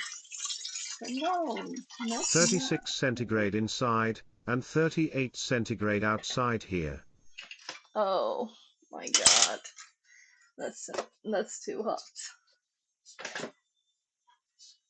Too hot. So, how do you survive? What do you do to cool down? Because this is colder than we've had, you know. But I think And if I'm in my it's... room with a fan and the window closed, because of the pollen. Yeah, because that's why I had it closed too. So that's why I just opened it and I put the pollen filter in. So, yeah. This is a zipper that I added to be able to... Survive. Yeah. I don't know. I know I am here. Don't know for how long. So that's for the AC, so I can still have the pollen filter there when I turn the AC on. But I didn't have the pollen filter in and the window open tonight because I woke up with asthma yesterday, so I didn't want to do it again. So maybe the pollen filter isn't as good as I And you have also hoped. the light for the stream. Yeah, I do. But it doesn't do very... It's LED, it's not hot or anything, you know?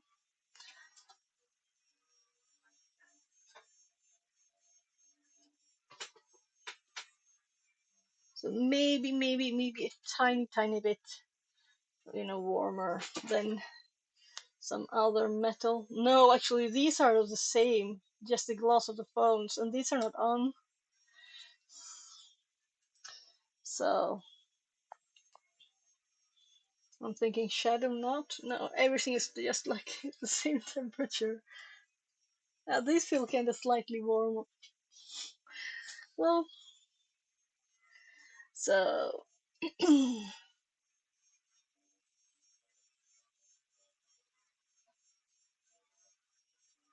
I'm just going to tell my kids that my mom comes over for fika. Fika apparently is Swedish, so just for some coffee, really. So 1 degree the light, 1 from the phone battery, 1 from the camera, the screens, the computer. Here you have a good toasty temperature. yeah. So turn off the computer and everything, and you're good, right? So I'm checking on my oldest first. Hej Linus! Mamma kommer över lite och fikar. Men inte nu. Wait! Space. Ja. Mormor kommer över och fikar lite Or om ett AC tag. set to Men sa vi minus inte att du inte 12 skulle göra centigrade. sådär? Yeah, Okej. I know. Så du får inte vara där uppe alltså? I know. Du får gå ner då? No. Men Linus, tänk om du kommer åt den där sladden? I know. Då försvinner min stream som jag har där borta också. Och allt mitt internet. I know. Okej. Jag bara sover. Ja, var jätteförsiktig.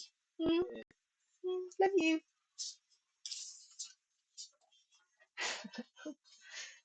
That's a soon 14-year-old saying, I know, when you tell them they're not allowed to do something that they're currently doing. You know, Swedish sound a lot like Hungarian. Oh, it does. Swedish. Is it two Ds?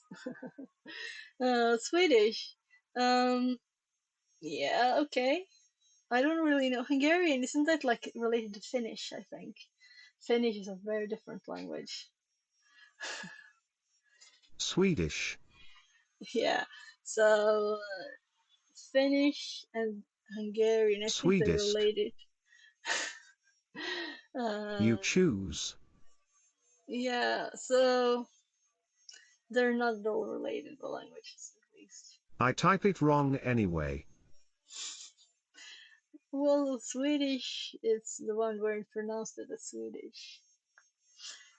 Like the middle one. Anyway, let's see if we can get some more stuff done before. If my mom's quick, I think Swedish. it's like 18. Yeah, right, that's the way. Just like English and every other language else, right? Not every other, of course. But lots. So what we found out when I TTS this is that it's vulnerable because Good, like also Italianish. yeah, right, Panda Tongue exactly. says. Help me, I'm outside putting on the ice skates, I've fallen and can't get up. Superimposer says. Greekish. Well, okay, admit a few languages. English, Swedish, Spanish, I don't know, whatever languages. Uh, so, Panda, could you please give us some ice, cold water, or whatever here? Russianishish. Okay, I admit my error. Not a lot of languages. Not every other language. Not that. Uh, D. yeah, so Italy definitely, like, it's Mediterranean. We all, even if you're in the north, I remember, it must be warmer. Because I'm, like, in the north of Europe, right? Admit, Russianishish is fantastic. Uh, it's fantastic at making me understand not a word. That's what it is. I mean, even Japanese, I understand a few words. Maybe you would from other Asian languages. But Slavic languages are like very, very odd to me. Who care Yeah, understanding, as long as we can find food, I'm fine. yeah. I'd like to learn a lot of languages, really. But I'm not the best at memorizing things. I need to understand things to learn them good and remember them easily. And there's nothing to understand in languages. Maybe the like origin of the words. You don't want to dig into that ADHD deep, you do you? too. I don't know. No, I don't think that. My kid has ADHD, so and I definitely think my hubby has ADHD. He's like never sitting still. And my oldest that doesn't have an ADHD diagnosis, he don't stand still. He's always dancing when he's standing still. Um, so maybe me too. I don't know. We'll see. Let's continue. But I don't have any problems. um, I'm just very quick at learning things that I can understand. It's harder to just memorize things. It's not logical. Take the test, maybe you have it too. When I took mine, my mother did it too, and she have it, I think in some way is genetically Yeah, it inherited. is genetically. Yeah. Though, but I think my hobby is very much there too. So, I don't know. And also the kid's other relatives on his side too. Um, well, I don't know. So my mom is kind of that way too, actually. So probably all of it. But I think the thing is if you have problems from it, right? Mm. Being creative is not a negative, but it's like connected there too, right? So you should have the right amount of all the different properties of things, and then everything just works. I haven't had any problems yet, so I hope I won't. Let's continue actually. So the server is vulnerable because it runs RPC. The server report 6064 with Trust system me on this, privileges. since I begun to organize myself knowing if I had to cope with ADHD, I am stepping forward jumping like crazy. Okay, great. So, that's nice. Accessible from localhost only. Yeah. If you are familiar with RPC, it's simply a mechanism that allows a given process So to you take the expose test. functions. D. No, I don't have any problems, as I told you, so it's not interesting. Thank you. Yeah. So over the network, so that other machines can call them remotely. In case of the Groova here, if you remember, we saw this one. All the others seem to be Microsoft Visual C++ Okay, or I was just trying to AWS. convince you. D. Yeah, you're free to. Groova. So I'm actually in lots of groups trying to support other parents with kids with difficulties and things. So I notice a lot of them having problems too, but I don't, I don't recognize myself in that kind of problem. So that's why I don't think so. So like, oh, I forgot this and that and this today, and I was going to do this, and I got distracted halfway doing this. I don't know that. I do several things at once, but I don't miss anything of them. I just finish You everything. know, ADHD is a problem if you see it as being a problem. Yeah, but also if you leave stuff, forget stuff, that's a problem. Even if you don't see it as a If you problem. understand how it works, you make it a superpower. Okay, yeah, exactly. It's just one way to work. Um, they're saying like far way back, uh, all of these different speciality. They like someone having great vision and being very focused, like autistic. They could spot dangerous animals on the savannah of Africa, far away, and then there were the ADHD people running around hunting things. And then there were like some people like doing all the planning and things. And some people, well, probably ADHD people, right? And the the person who invented electricity, right? They must have been autistic and things like that, because otherwise you're just pleased with how things are and you just sit talking there having a nice time by the fire. Why should we do more things?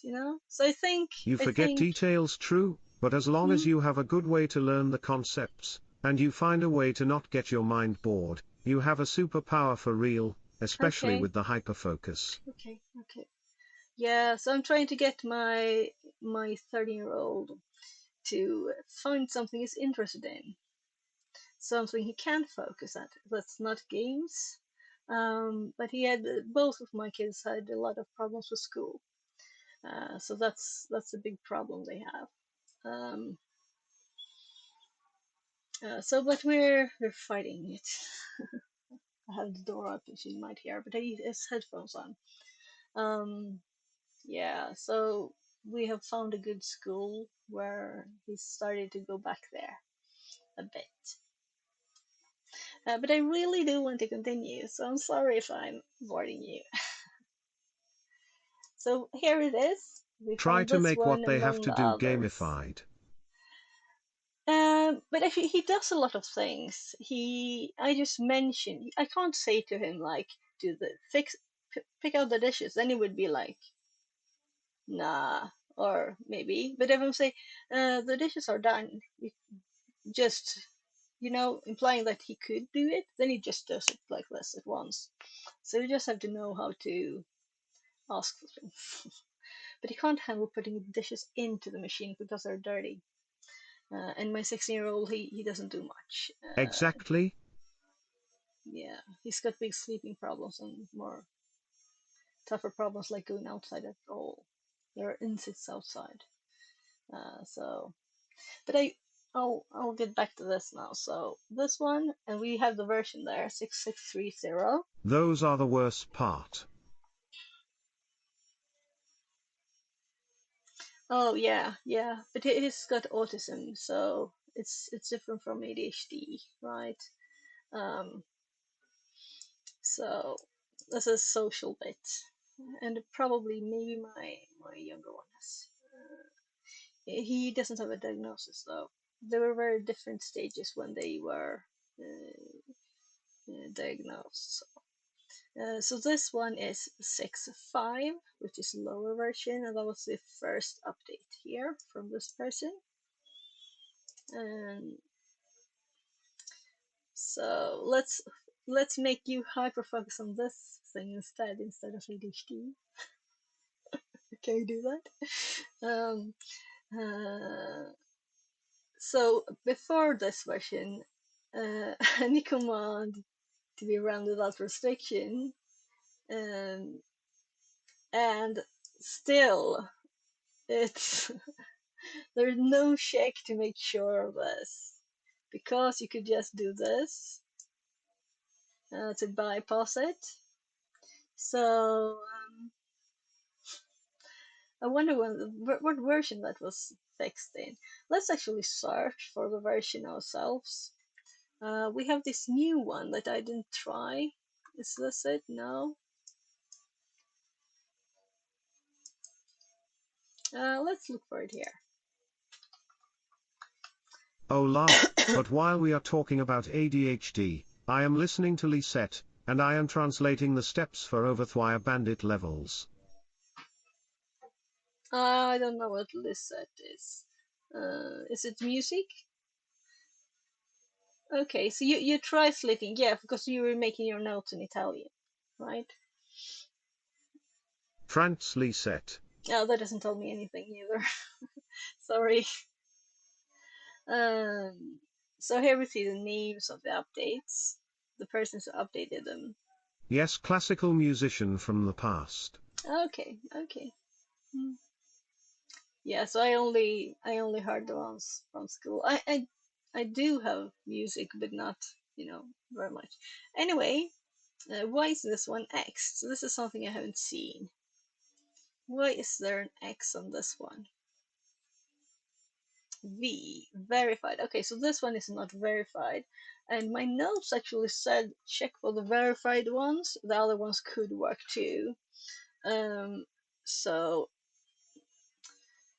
let's look at this one, because we have 63. Anyway, I let you focus on one thing, and keep my multi-disaster going. Smile smile. Yeah, right. Actually, a friend, her hobby, like, almost, anyway, they live together, we're not married either. You don't really do that in Sweden. But anyway, he was having 3 monitors up. He was watching one video here, and something else on another screen, and he was programming on the third one. That was his work. And I was like, oh my god, how? And that's the way to focus? I'm like, okay, sure. I can listen to music or something, maybe even listen to like TV, but not really. I can watch several. If I'm watching, if I'm just watching and not like producing something myself, then I could definitely watch several things at the same time. But really focusing, then I want to really focus, on one thing. So maybe that's odd. Then, yeah. So I know that people can do it that way. On my best time I had 4 things opened at the same time, while working on a server, and maybe even play a game or two. Yeah, there's a balance though between efficiency and just distraction, right? Don't you have that too? You can't have how many things in your mind. There's a limit somewhere, right? Um, so net user Leon add. Net local group administrators Leon add. Yeah, with this in sync pi here. So I don't like this kind of thing. I want to do it myself, so we would read it and understand it and use the technique.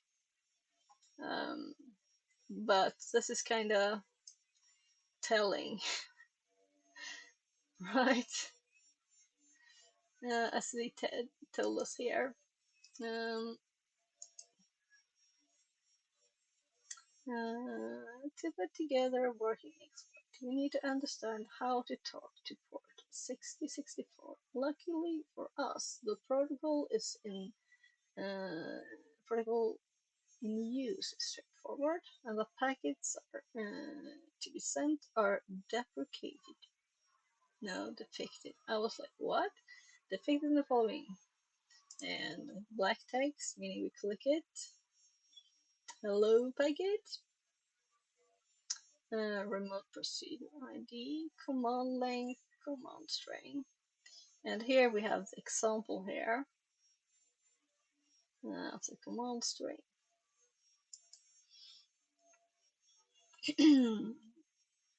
The first packet is simply a hello packet that contains a text string.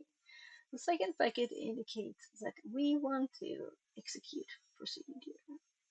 Number 5. As this is a vulnerable module procedure that will execute any command for us. And the last 2 packets are used to send the length of the command and the command string to be executed, respectively. Initially published by, well, they keep mentioning these. Like, yes, we know the link, right? The following exploit can be used in your target machine to elevate privileges and retrieve this task flag.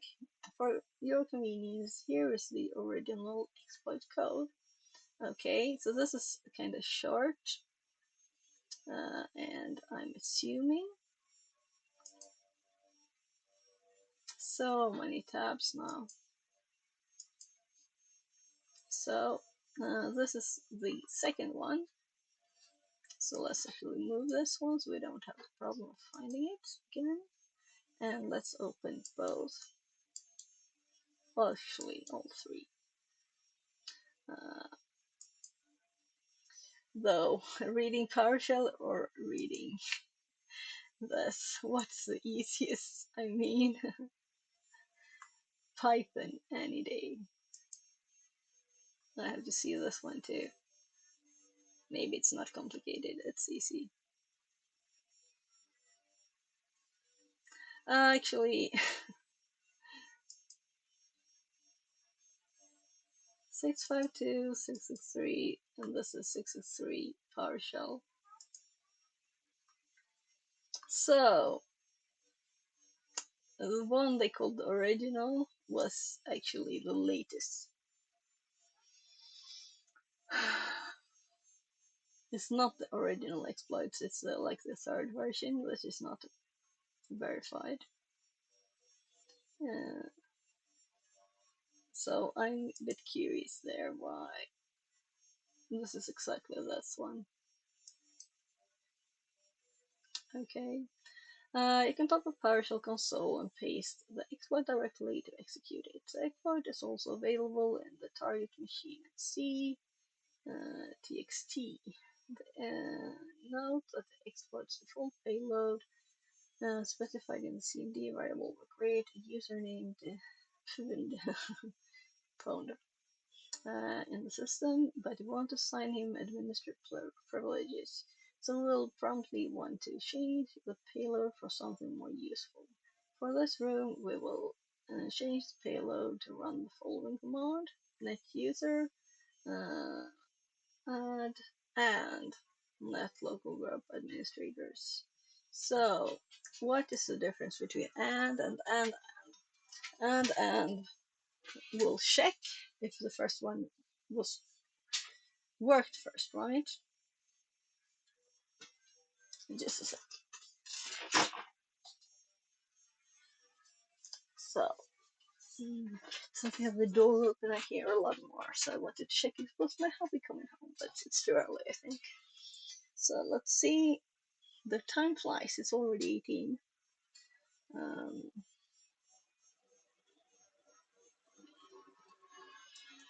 So yeah, so my mom should arrive soon too. So I won't have time to finish this, unfortunately. That's what happens when you talk about other things too much. But that's why I'm streaming, right? To have a bit of social interaction too, and not only be like locked in here with my kids while I'm studying, and also make myself accountable to actually study more, right? So it's not much more. I don't want to rush through it though, so we'll see if we have time or not. I have prepared the extremes up on the other screen here in case I have to hurry. Let's actually open this other person's page.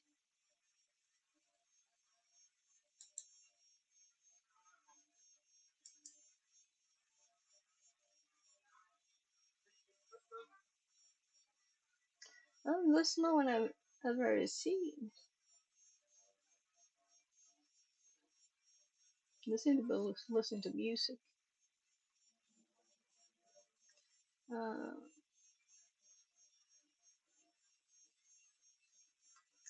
yeah, but the people from Boeing GoPro is in there. So,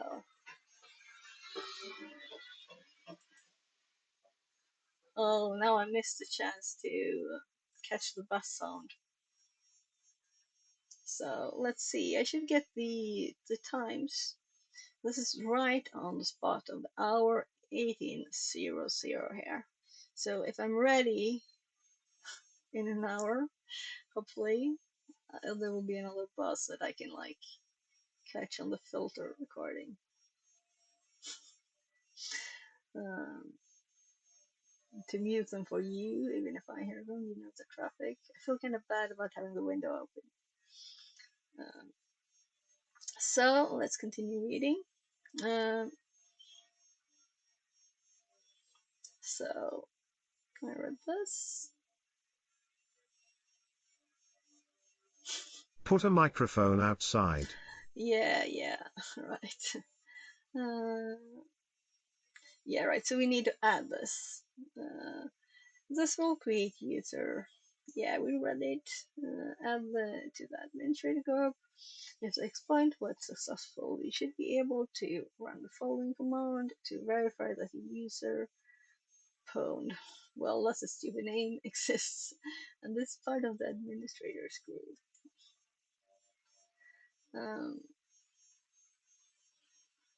As a last step, you can run the command prompt as administrator, and then we could use this account, and then we can get the flag from the administrator's desktop. So this is actually a kind of short task. It all depends, because my mom's messaged in like a bit more than 20 minutes ago that she's leaving soon, which might mean in 5 minutes or in 25. So if she rings the doorbell, I'll just raid. That's the plan. Or maybe I'll go and say hi and then I'll go up and probably. So we don't have to rush like that. So, and we have a coffee machine that's really quick. So,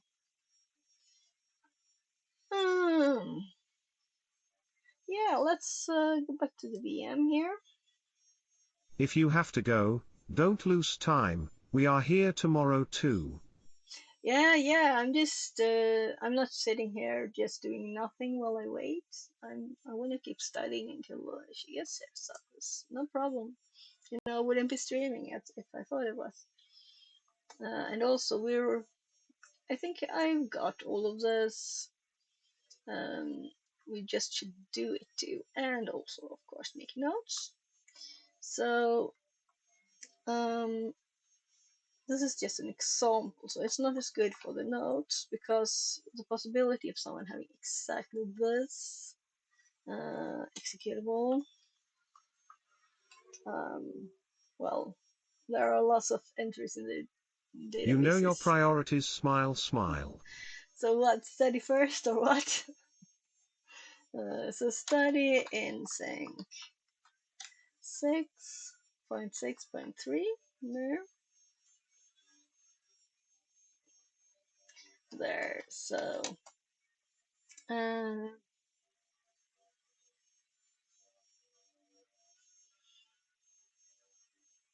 I'm thinking I want to link the search here, but this is not in the URL, so I can't like link that, right? That's kind of sad. I like sites that put it up here, you know, so you can copy it and make it bookmark. That's a problem we used to have back with the frames days. You only always got back to this page, the main page, not the whatever you had been doing. So, um,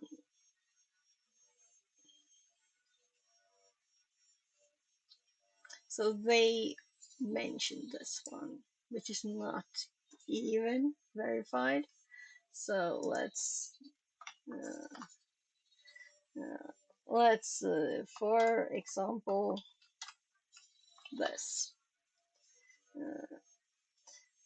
So I don't feel like I need more here in the notes, but we'll do it because I don't feel that.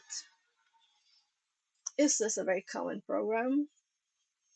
You know, and if I find it, I will still search for it, right? So, but definitely to have in the notes to search for installed software, this is great because this is new to me, this command. So it's perfect. Also, we're a normal unprivileged user and we got the list of all of the programs without permissions, and those things are like gold, right? To be able to find vulnerabilities without having permissions and privileges. Just being a normal user that can't even run as admin on command prompt.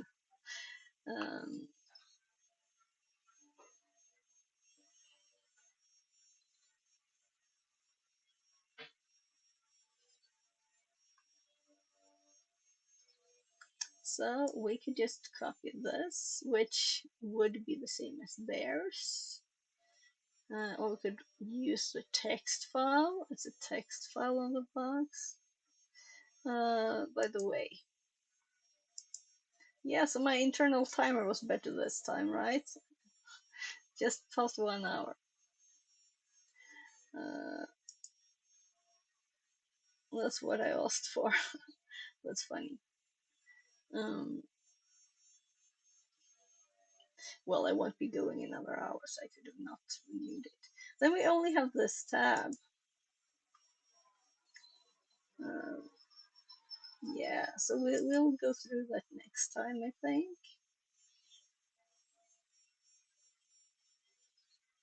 I really don't feel that I will need to do this, but let's do it.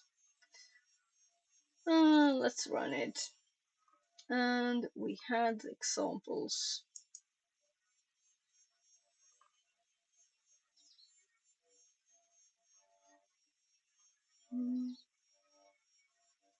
So we have this here, and then we have the other ones.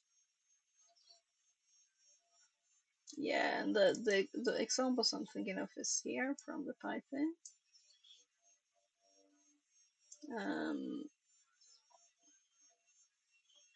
but let's run the one they have here, which is the PowerShell one that I have up 2 times, which is kind of not necessary there. It's just because I made the link.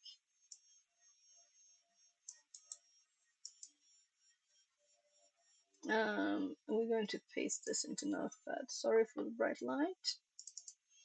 And we're going to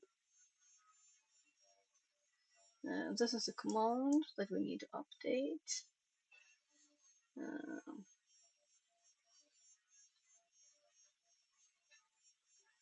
Yeah, so let's go here.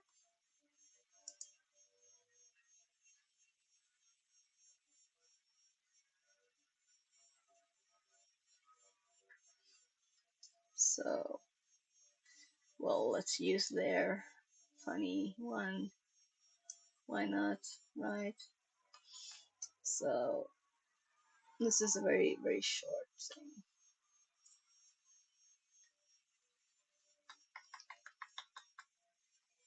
And also we need to open up. So there is user phone too, but we set a password too. And that's the only addition there, but then we also add the group. That's the only thing. And let's just switch to the box and open PowerShell, because it won't work at CMD. And we only have the normal one. I'm just copying the whole thing. I'm just pasting the whole thing. And got a few numbers. So if I had unlimited time now, I would have been more thorough there. So, or should we CMD this? Just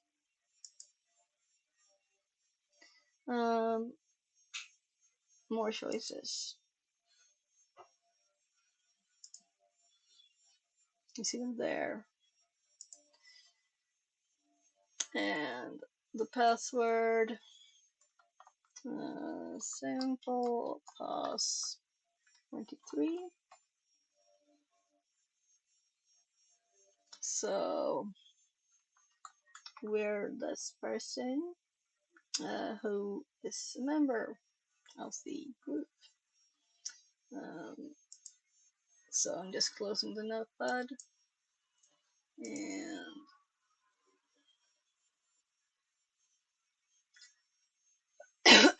okay, yeah, let's do net user. But it was kind of obvious, right? But we're a member of the local administrators group.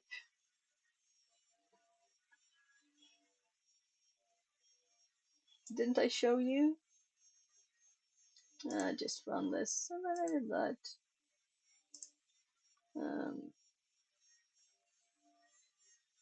So, right, the reason were we want the administrator's desktop, because I thought we didn't really do this, but okay. So Okay, that love, was a I'll very go odd too. scene. Food has to be made. See you Okay. next time. Take See you care next and don't time. forget to not forget what you can forget. Have a great day. The rest of your day. So I already ate my dinner. Kind of early one though.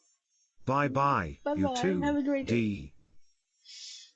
So CD administrator, CD desktop, there, type. Ja! Jag kommer! Okay, my mom's there. She doesn't ring the bell, she knocks. And then she called. So I'll be right back. I'll be right back.